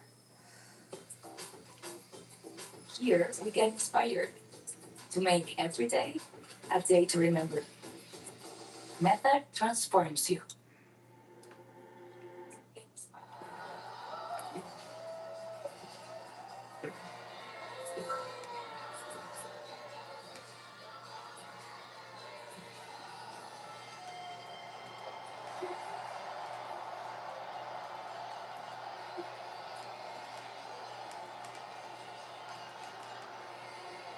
Carry the renegade tradition from Pittsburgh across seas to Italy. More crowd is sitting along as the Vikings take the ball here. Now return Ty Felton across the 30. It's on now for Hughes. Playmakers presented by Jameson. The Pittsburgh getting the takeaways last week as Paul Wentz to the tune of 6 sacks today. Yeah, 6 sacks, couple picks. I mean, this is the Pittsburgh Steelers defense we're accustomed to seeing. Talk about how slow the start they had for the first 2 weeks of the season, but man, tell you what, their ability to affect the passer, their ability to really take advantage of a banged up, beat up, backed up group of offensive linemen. Carson Wentz back to throw. Pass is complete to Jordan Addison. Picks up about 8 on the play. Yeah, the Steelers defense, first 2 games, 3 sacks. Last 2 games, 11. Coordinator Terrell Austin. Loving what he's seeing today. Scares of an offense who's more efficient, more consistent, and got a little bit of explosiveness. Carson Wentz under center, hands off straight up the middle. Mason picks up the first down. Hate Minnesota to get a little tempo, get up on the ball, stay out of the huddle. Now that you've picked up a first down, go fast. All right, here we go. See, they got to remember they're in the booth with us, so they can hear what. 1st and 10 Vikings. Wentz in the shotgun, back to his right. 2 receivers at the top, 1 to the bottom. Steelers only rush 3. Carson Wentz gets it off underneath. Picks up about 4 on the play. Brings up 2nd and 5 for the Minnesota Vikings. Nothing in second. Cameron Hayward slow to get up here. Brings up 2nd and 5. 36-year-old in his 15th year now to his feet. Training staff will still come take a look. Man, the Pittsburgh Steelers did a number on Justin Jefferson in the second half. He doesn't have any catches for any yards after going 8 for 97 and a touchdown in the first half. They haven't been able to get anything going. Offensive line issues, domino effect of that to everything else. Hayward walks his way off.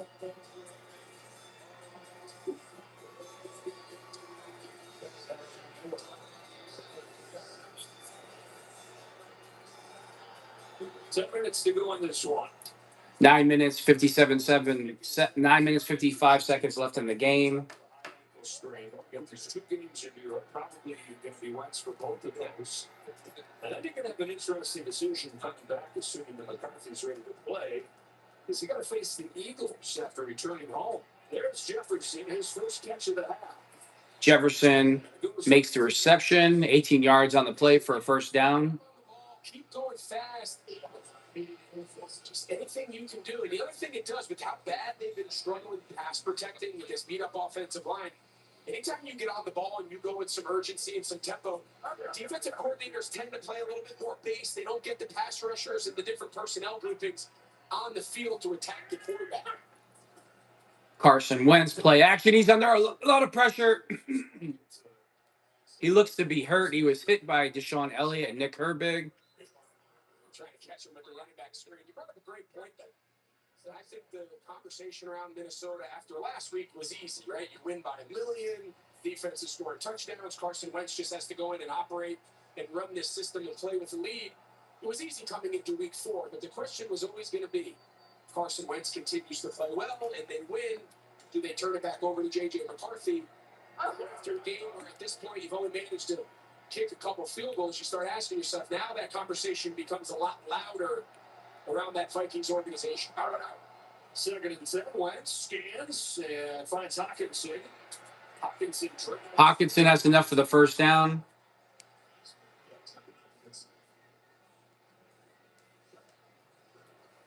When you look at the first 2 games that J.J. McCarthy played, it wasn't that he didn't make some good plays. He was great down the stretch of that opener in Chicago, but it was the negatives, right? It was the sacks. It's the negative plays, the turnovers. We've seen a lot of that creep in, though, here in week 4. Wentz given time again, finds us there at Hawkinson. Kevin O'Connell told us that he spent an hour after the game on Sunday, after the team had separated, texting with J.J. McCarthy just about having watched Carson Wentz, and he felt like it could be kind of a light bulb moment for him to get to step back and watch the game unfold. Of course, you don't want to be hurt, but maybe it becomes a blessing in disguise for him to get this perspective. But sometimes that perspective, now he got it a lot last year, but as Kevin O'Connell said, he's like, the difference with last year was he was learning, but he couldn't get any of the physical reps. So he's like, we got to get him back healthy that he can get some reps in practice now. On the boot, Wentz, sidearm, low for Oliver. Jamie, you've been around the Vikings this week and all weekend. What do you think? Well, what Greg just said about those physical reps, that's what the Vikings hope for J.J. McCarthy this week. He told me his ankle is feeling better. However, the staff will not let him play until he is at 101%. However, if he feels up to it, he will run the scout team quarterback this week in London just to make sure, Greg, as you just said, he gets his feet back under him and gets some live reps within this offense. Feet, the thing that Kevin O'Connell talks about is being first for every quarterback, and especially for him who comes and goes still at this stage of his career. Carson Wentz in the shotgun, 3 receivers to the bottom, 2 receivers to the top, 1 comes in motion, 3rd and 4. He's under pressure. He's scrambling around, throws the ball, touchdown, Minnesota Vikings. Great throw by Carson Wentz. In his NFL career, and first of the day for Minnesota. The Minnesota Vikings finally get on the board. It couldn't come at a worse time for the Pittsburgh Steelers. This is a good throw. Let's see, does he keep his feet in at the back line? From that angle, it looks like he did. It's a great picture right there. Yep. Yeah, I think he's in. I think there's some yellow. Jalen Ramsey beat again. Jalen Ramsey has been beat a lot this year in coverage. He is not an elite cornerback anymore. I don't want to hear that he is because he's not. He's been heavily targeted in all the games we played, and he's been beat consistently. This could be a great picture there. Yeah, so yeah, that right heel never goes down in the white. Get to see a running back. Here we go for 2. Running back that has that wide receiver back. The Minnesota Vikings are going for 2 to bring it to a 10-point game. Wentz in the shotgun, man comes in motion, 4 receiver set. Steelers look like they're rushing 4. Yeah. The 2-point conversion is good. Pittsburgh Steelers 24, Minnesota Vikings 14. 7 minutes, 50 seconds left remaining in the game. The first touchdown of the day and the first touchdown of the career of Xavier Scott.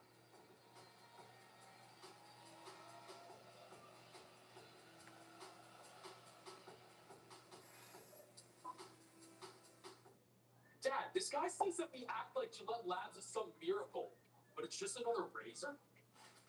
Gillette Labs ain't a miracle, but it sure as heck ain't my old razor. It's Gillette's best shave. I'm spending less. Its ultra-sharp blades last 50% longer. and give you a fresh blade feeling time after time after time after time. Gillette Labs, the best a man can get. Keeps getting better. NFL is on Sirius XM. Get every team live all season long. Your team's hometown broadcasts from preseason to the playoffs. Plus, experience 24/7 NFL coverage on Sirius XM NFL Radio with inside access all year long. Get the entire NFL season on Sirius XM. Get a free trial at SiriusXM.com/NFL25. Olive Garden's never-ending pasta bowl is back. The first round, get a favorite. Your go-to. Second round, be braver, bolder. Have what she's having, what he's having. Get that third round of breadsticks. Go for a hot take on our new spicy cream meat sauce. You know, throw some spaghetti at the wall. See what sticks. And try it all with our never-ending first course. Never-ending pasta bowl. Starting at $13.99. Back for a limited time. NFL games will on tonight. So it's only different NFL network. I was darn come out of the way. Every single Vikings take flight. It's up the house for a state football. Here goes as they face off against Miles Garrett. Sunday football. Vikings, Browns, scoops off. Game on. And second, I think it's job on that network. Welcome back to the NFL doubling game. Presented by Madden NFL 26, down to a 10-point game. Midway through this fourth quarter. Riker ready to kick it. Well, and starting the Steelers. Winner of this game moves to 3-1. The first NFL game in Dublin. Here comes Riker. Kick is up and it's away. Sends it up there to Kenneth Gainwell. Kenneth Gainwell takes the kick return. Tries to break it off to his right. Picks up decent yardage on the play. It's going to be 1st and 10 Pittsburgh Steelers at their own 33-yard line. The motion of Justin Jefferson. Look at all the confusion. They want to get some. You got to go in motion, go in motion. But right now, he knows that Pierre, the corner, is going to fall off. Watch him purposely. Watch Wentz purposely throw this ball on the back inside shoulder of Jalen Naylor. That's as good of an anticipatory throw as you can make. They needed that 2-point game. Now it's a touchdown and a field goal. And that felt like it must have drive. The Steelers offense has not run the ball well this year. Tries to grind some up 10. On first down. Straight ahead. Gainwell with the handoff. He's got some running room towards the right. He's going to pick up the first down. 1st and 10 Pittsburgh Steelers at midfield already. Gainwell's having a decent day filling in for Jaylen Warren. Showing he could do the job also. Gainwell's done a nice job.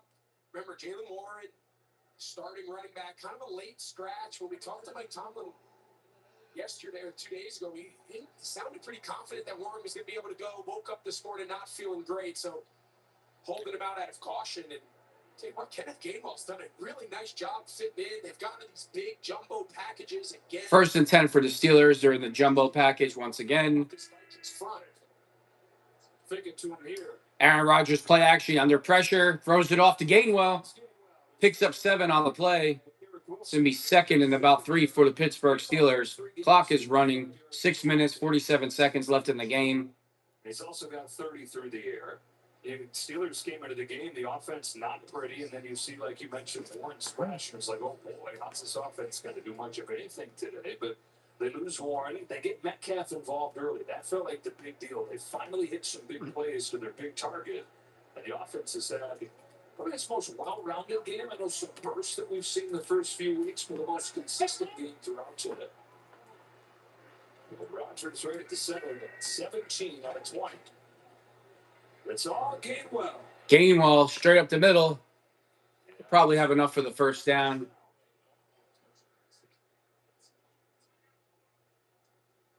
It's very close.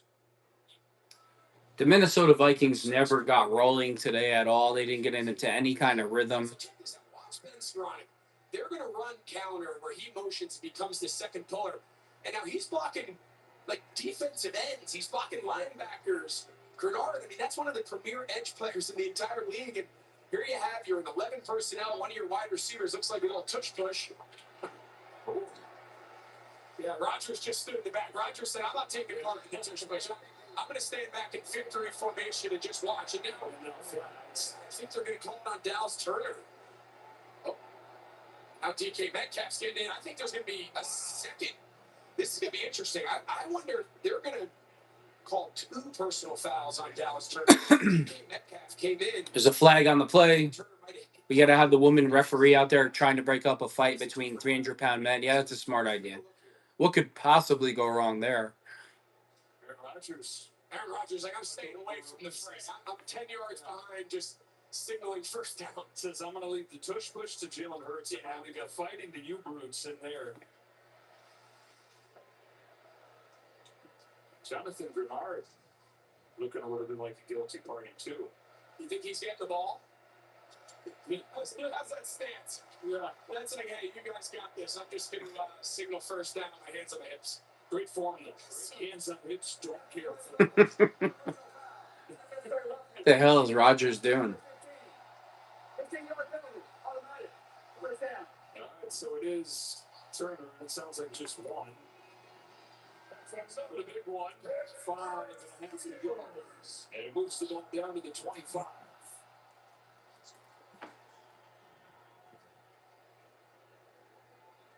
They see right here.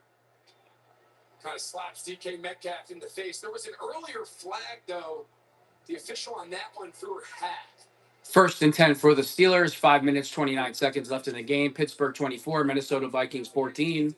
Another possession here with this Vikings defense. They got to figure something out. They just had a nice touchdown, got the 2-point conversion to cut it to 10, and they just can't stop Pittsburgh from getting down here into the red zone. This is all different than you usually expect from this team.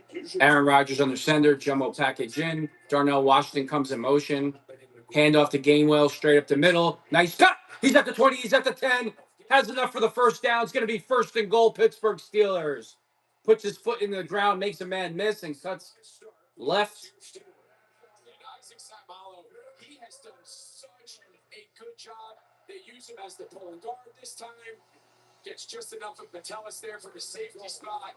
Tell you what, I don't know if any of us thought that this was going to be the rushing attack. Teams are running the ball at a higher clip against the Vikings, something we didn't see them do a lot last year. And this Vikings defense. 1st and goal for the Steelers. They want to face more plays that they can grab some of these coverages and blitz schemes. They've got to do a better job on early downs against the run. Handoff to the left to Gainwell. He's going to be stopped for no gain. Jonathan Grenard there dropping for loss. Now the Steelers, the first 3 games of this season, 2nd worst in the NFL under 3 yards per carry, but they're over 5 today. Mike Tomlin's team starting to smell 3 and 1.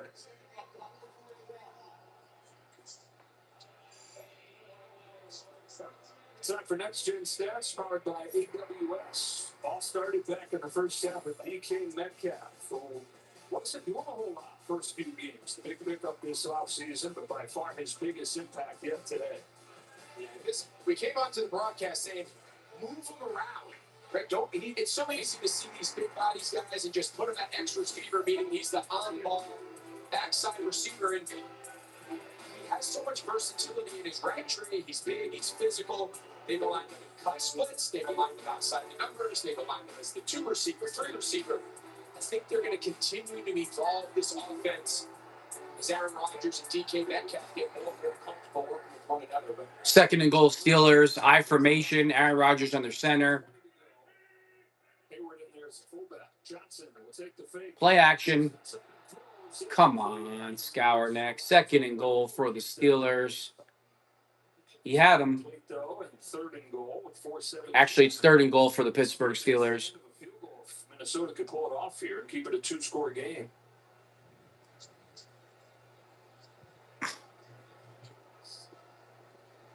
yes, Veronica runs a nice route. I think Rodgers just knows he missed one. Listen, we showed the casual Aaron Rodgers on the tush push, just give the old casual first down. But I'll tell you what, at his age, man, this guy, Aaron Rodgers in the shotgun. Gainwell to his left. Three receivers to the bottom. Darnell Washington to the top of the screen. Rodgers looking left. Pass is complete to Gainwell. He's going to have fourth and about 3 for the touchdown. Field goal here. Don't you need to go for it? Yeah, I think you go for it. You don't want to make a two-possession game a two-possession game. Great, right? Everyone at home's like, well, Looks like the Steelers are going to go for it. Now it's about, with just over 4 minutes, how many times do you think Minnesota can possess the ball in order to come back from behind? So Rodgers screaming to go for it. I mean, you're already up by 10, so I don't know. I think you should go for it because if you scored a touchdown, the game's over. If you don't score the touchdown, okay, whatever. I don't know if they can make up their mind. They originally kept the field goal unit off. Then they called him on, and now I think maybe Aaron Rodgers and the offense won this battle with Mike Tomlin because they're staying on the field.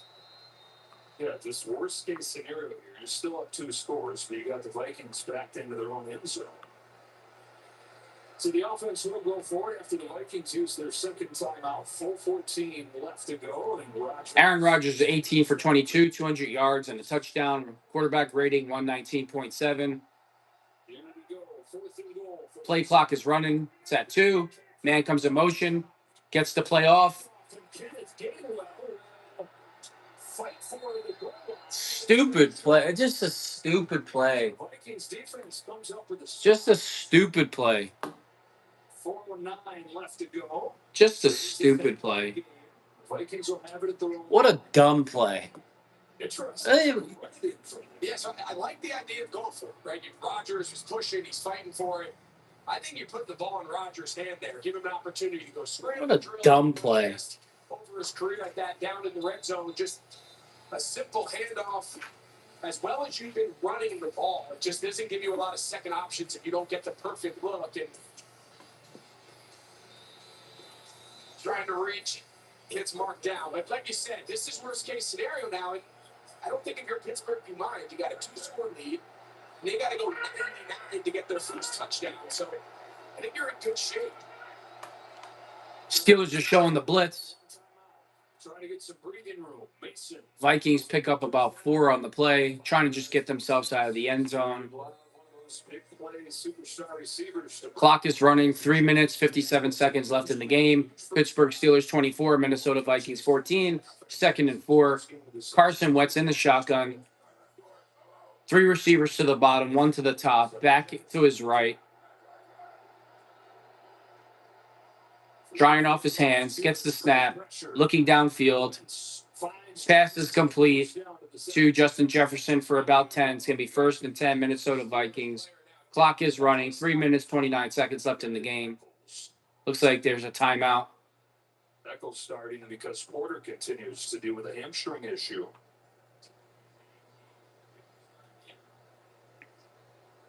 Steelers defense having this big game that they're having, even with the injuries they've continued to deal with. No Porter today. Still no Alex. Wearing his grandmother's necklace on the field. I mean, these guys are just unbearable sometimes. That looks like Eccles, who's having a big impact in his first year with the Steelers, is going to have to leave as well. You see Eccles, he goes down. He's guarding Jalen Naylor in the slot and just goes down in coverage. We saw Jalen Ramsey pull up earlier. Fortunately, he was able to re-enter the game. Of course, Pittsburgh's hoping the same here for Eccles.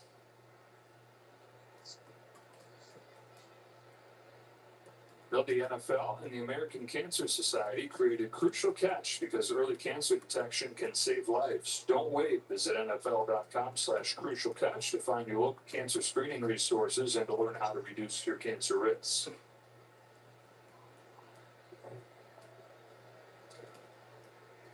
So this is where Minnesota now has to do the best they can to get the first of these 2 scores. So of course they need 2 possessions, but they only got 1 timeout left, right? So they can call 1 timeout and the 2-minute warning. So they've got to do the best they can to get moving here, save that timeout, and if they can, get their first score on the plus side of the 2-minute, at least gives them a hope of getting the ball back in the event they don't get an onside kick. So when you say that, you mean hurry down there and kick a field goal? I consider it, depending on the down. It's obviously Carson Wentz in the shotgun. 2 receivers to the bottom, 2 to the top.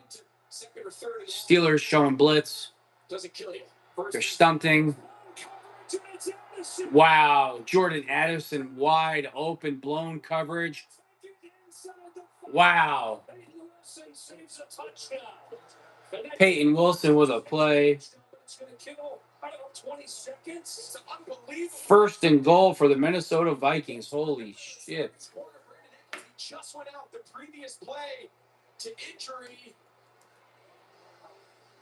Just a blown coverage, but look at this effort by Wilson to at least make him run another play. At least Patrick Queen with a big play to take some more time off the clock. Wilson, one of the fastest linebackers in the NFL, tracks down Jordan Addison. And then Patrick Queen with a tackle on the first play here at the goal line. They're going to get going here again. Man, the Vikings are letting the clock run. Jesus. They have no urgency to win this game. I mean, I don't want them to win, but let's be serious. Second and goal, 2:20. Wentz in zone, broken up and incomplete. James Pierre getting his chance with the injuries.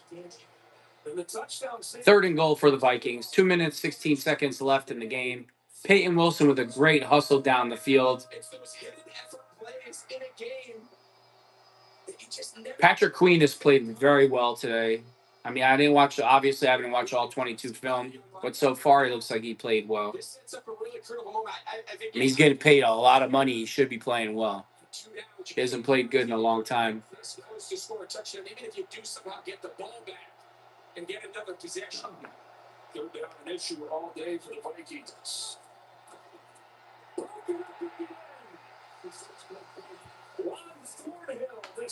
Juan Thornhill breaks up the pass. It's fourth and goal for the Steelers. The Steelers can end the game right now with a victory in Ireland by stopping the Minnesota Vikings on fourth down. Looks like Carson Wentz is just staring down where he wants to go with the ball. Great play by Juan Thornhill. Free offensive play call. You've got to have it moments. Your best plays. When you need them the most, this needs to be your best call. Last hope for the Vikings. 3 to snap it.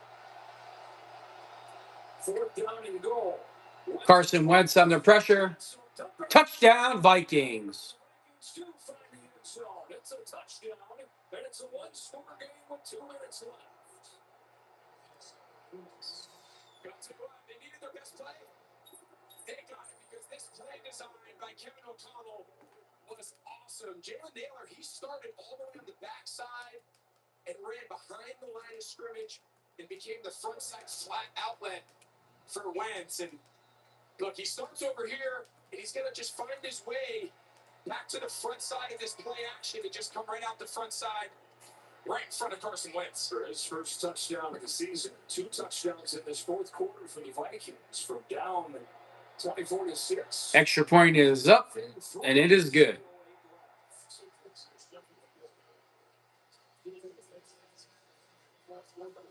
So Peyton Wilson's tackle shakes off a minute of game time. Yeah, the Vikings here looking for an onside kick to keep their hopes alive. You just can't stress enough.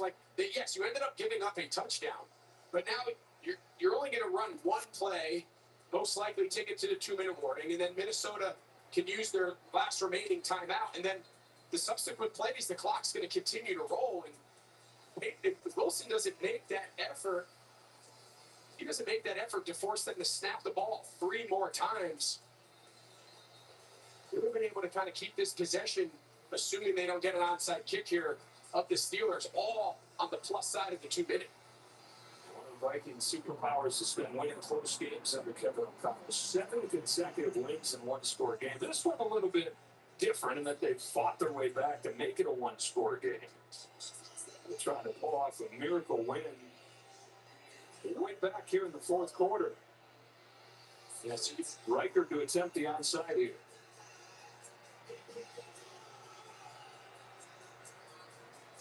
So we go. Mahan's team is out for the Pittsburgh Steelers. Minnesota Vikings trying the onside kick. Obviously, there's no more surprises with the onside kick because of the new rules. That's Roger Goodell's NFL in 2025. So even if Pittsburgh recovers the ball, first down, you got 2-minute warning, you got a timeout, you got a shot. Riker hits it and whistle. Looks like a timeout taken by the Steelers there. First timeout. Pittsburgh. Your second. So one left on both sides. Tomlin showing he has no poise, takes a timeout. What the? I don't know. I thought that was pretty stupid, if you ask me. Every time I see Manti Te'o, I just can't take this dude serious. Him and his fake girlfriend. We already know we already know why he was fooled. Just like the expert. That whole made up story. It's been great to have Jamie, Pam, of course, the Hall of Famer on the sideline. Man, this has been a blast, hasn't it? The game came to life here in the fourth quarter. Who's living better than us, Joe? Nobody. No. Mike Tomlin saying, I'll tell you in just a second when you can recover this onside kick. I'm living better than you, too. So, kind of a practice right there. It was wrong dead with the timeout. Minnesota Vikings attempting the onside kick. Roman Wilson recovers the kick. The timeout and the 2-minute warning. And we'll have a chance to get the ball back here. Not a whole lot of time. Yeah, we just got to keep playing. You just never know. I mean, you see crazy things happen all the time in the league. Nice job there by Roman Wilson, a little sidewinder spinner. Can't tell you how stressful that play is. I've lined up on my fair share of hands teams over the years, John. I tell you what, I'll go across the middle all day, every day. The anxiety of standing there as that ball's coming at you is pretty incredible. I have no idea what the ball's going to do, especially nowadays. 49-yard line. Gainwell gets the handoff straight up the middle, picks up about 4, is going to bring the game to the 2-minute warning. Pittsburgh Steelers 24, Vikings 21. The other side of it, one timeout left for the Vikings, trying to get a stop and get one more shot.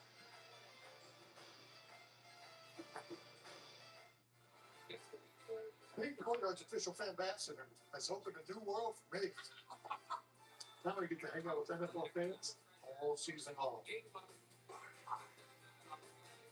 Wait, what?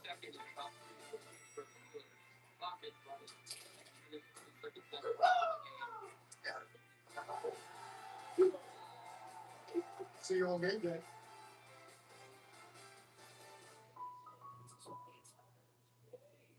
People, we're good. For squad goals and squad. People are good for these guys' cheers and these guys' cheers. Jim B, best enjoyed together. Official spirit in U.S. soccer. Duck Beauty Bar. Shaped by your beauty for your beauty. Made with 1/4 moisturizing cream. It's loving care for every single curl. The Duck Beauty Bar. Shaped by your beauty since 1957. The show bag, sir. Oh, you Gecko! I'm a huge fan. I filed a claim for my car with the Geico app. Only took 2 minutes. Well, we got to do it back. Get more than just savings. Next time, I got less fluid ounces. Fair enough. You use this much serum. Well, my skincare routine requires. And a pump top? Don't make a mess. Well, I'm taking this. You took all of them. Get more than just savings. Get more with Geico. Have a nice flight. Who's here? Because any car that doesn't offer the confidence that it will find you is a car that stops showing up amazing.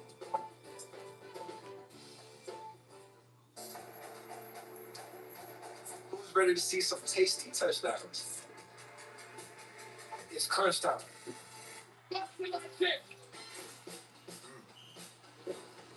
Ooh, hands like honey. Got lucky on that catch. Justin just left him in his center. Oh!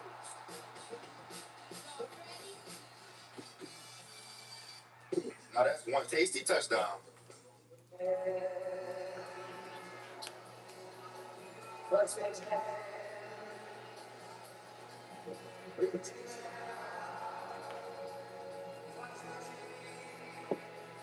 I feel like we should be singing with them. We can do the blah, blah, blah. Come on, it's getting better now. 2nd and 6. Just taking it in. Just taking it in. Aaron Rodgers under center. Man comes in motion. 2 receivers at the top. DK Metcalf. Billy Miller. Hand off to Gainwell. He's trying to break it to the outside.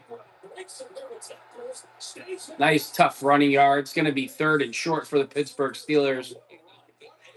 Effort all day by Kenneth Gainwell. I mean, he looked like he was going to lose 3 yards. Just continues to run through contact and then take for a minute there. I think everyone on the Pittsburgh Steelers sideline is like, stay in bounds, stay in bounds. It now brings up 3rd and short. In my mind, this is 4 down territory. So take a look. I mean, he's dead to rights in the backfield. Wilson's got him. He just can't bring him down. Couple bad angles and 3rd short. I feel like you should have a shirt that you wear all the time that says 4 down territory. I mean, this is a no-brainer, right? I mean, if you don't know, you got 2. With the way they've run the ball, you've got 2 downs. They're going jumbo personnel. Number 74, Spencer Anderson. He's played a lot in this second half as the jumbo tight end. You've got 2 downs to get a yard, and Minnesota doesn't. 3rd and 1 for the Steelers. Aaron Rodgers under center. Jumbo package is in. Darnell Washington to the bottom of the screen. Billy Miller to the top of the screen. Connor Hayward to the bottom of the screen has no clue what's going on. The Steelers take a timeout. I don't know why the Steelers keep taking timeout. Stupid. The Vikings keeping their hopes alive in this game. We're saying at the start of the last drive, you need a big play. You need one of those guys, Addison or Jefferson, to hit it. And they did with Addison. What happened, though, for the Steelers? Yeah, so they're in corners coverage on this side, and this is cover 2 over here. And for whatever reason, Chuck Clark and Darius Slay, they both just sit flat-footed. There's no one else even on their side of the field outside of, just a little check down there by Naylor. So I'm not exactly sure why in that situation. Yeah, Olsen is like, I have no clue what the Steelers are doing. Neither does Coach Tomlin. So what's your point? Throw it short, just rally tackle and keep the clock moving. Yeah. 3rd and 1. Big country to the bottom of the screen. Both tight ends in. Hayward to the top. Handoff straight up the middle. And the Steelers are short.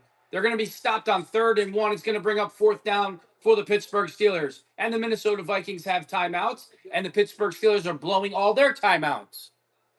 And remember, no one has any more timeouts. So Pittsburgh. Actually, I was wrong. Minnesota Vikings don't have any timeouts. I'm surprised. I thought that they had timeouts. Stick with it. 1 play to ice it. Goal for the Minnesota defense. 1 play to give them a shot. Let's go to the tush push, the play that the Pittsburgh Steelers try to ban themselves. I'm not even considering. Hustling up to the hustle up there. You got to get to the yard. This feels like no snap, no play.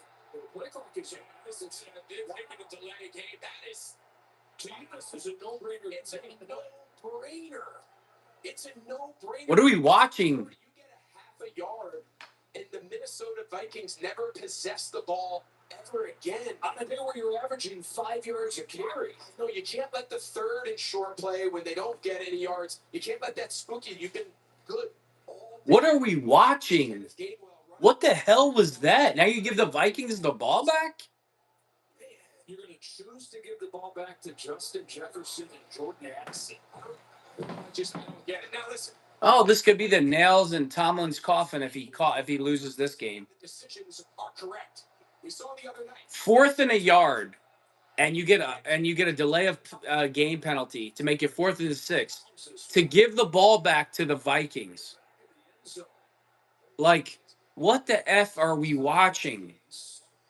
Down 3 with a minute and 1. Get the ball back here. You gained 19 Bro, yards. is he serious? The ball was at the 40 before the delay of game. So the ball on 4th and 1 was at the 40.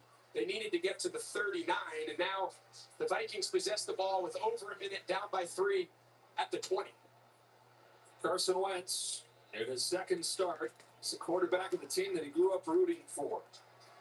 He's got 2 dangerous weapons to the team, Jefferson and Addison. Need to get to about the 40-yard line. to get to within Will Reichert's range. Carson Wentz in the shotgun. Nick Herbig is bringing the heat. Ball is picked off. That's going to end the game for the Pittsburgh Steelers. James Pierre with the interception. He caught it twice. Did he have his feet in before he secured possession?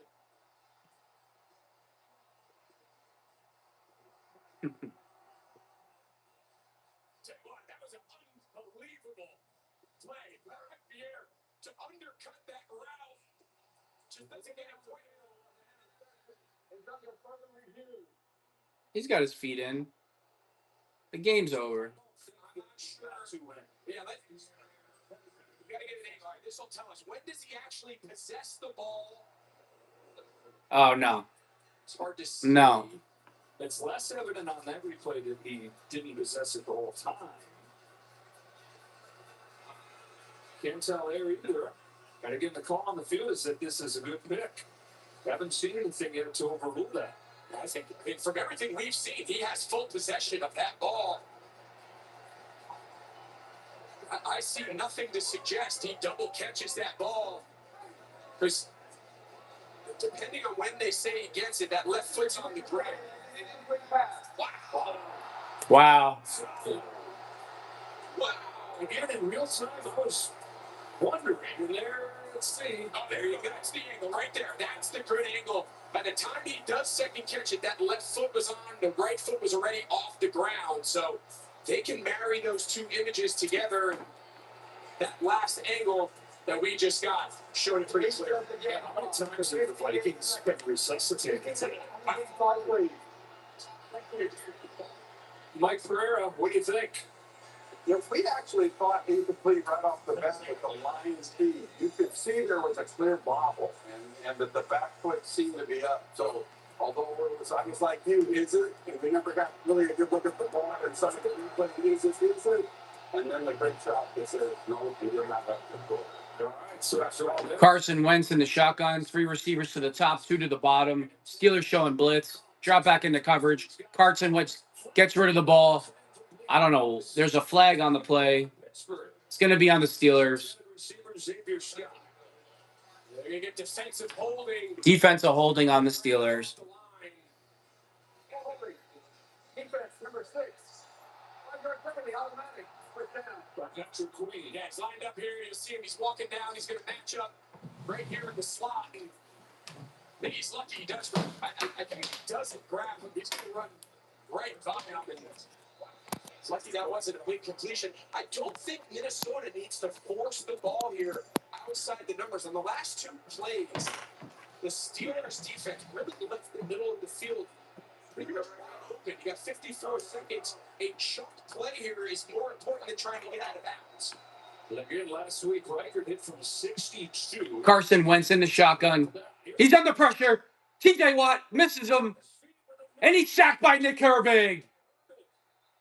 There's a flag on the play, though. 48 seconds left in the game. Offsides, encroachment on the defense on TJ Watt. 48 seconds. Going to be 1st and 5 at the 30. Yeah, but 5-yard penalties, when you're really just worried about bleeding the clock, actually doesn't kill you, right? So they've given up 10 yards on the last 2 plays, but you've ticked off a lot of time off the clock. So 48 seconds left in the game. 1st and 5 for the Vikings at their own 30. 24-21 Steelers. Carson Wentz in the shotgun, looking downfield deep. Let's go the ball underneath. Pass is complete. Back gets out of the bounds. 43 seconds left. I mean, the Minnesota Vikings have a ton of time right now to tie this game up. And if the Pittsburgh Steelers lose this game today, I want Mike Tomlin to be fired today on the plane coming home from Ireland. I do. If we lose the game today, he needs to go. Folks here saying we waited eternity to get our first game in Ireland. We say extra football. this is so good. 43 seconds, 1st and 10. This is where that pass rush. TJ Watt now lined up on the right tackle, not the left like usual. Carson Wentz under pressure. Nick Herbig gets rid of the ball.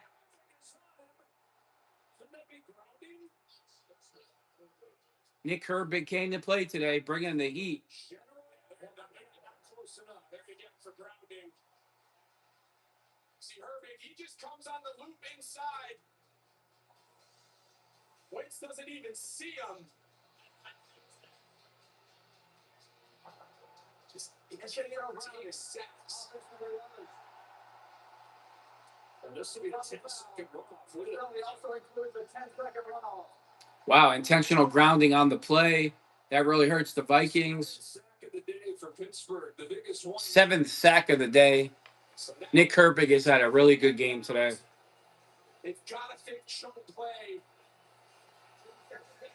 Trying to pick up some of this yardage. If you get too focused, throw the ball outside, it just makes the field way too small. Herbig led the strip sack. It led to the game-winning touchdown. Nick Herbig needs to be the full-time starter. Alex Highsmith needs to be the spell guy from now on. Carson Wentz in the shotgun, back to the left. 2 receivers to the top, tight end to the top, 1 receiver to the bottom. Justin Jefferson to the bottom. They're trying to get Justin Jefferson one-on-one coverage with Pierre. Just to get a first down here. They'll go underneath. Hawkinson. Top at the 36. You got to spike the ball. The clock is running. 17 seconds, 16 seconds, 15 seconds. Spike it, and they'll have 1 play to get a first down.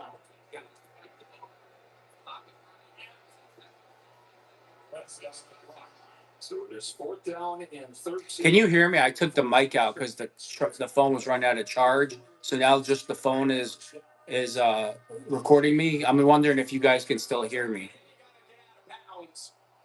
At 14 seconds, needing this many yards, you don't have enough time to complete anything. 4th and 13 for the Minnesota Vikings. 14 seconds left on the clock. Pittsburgh Steelers 24, Minnesota Vikings 21.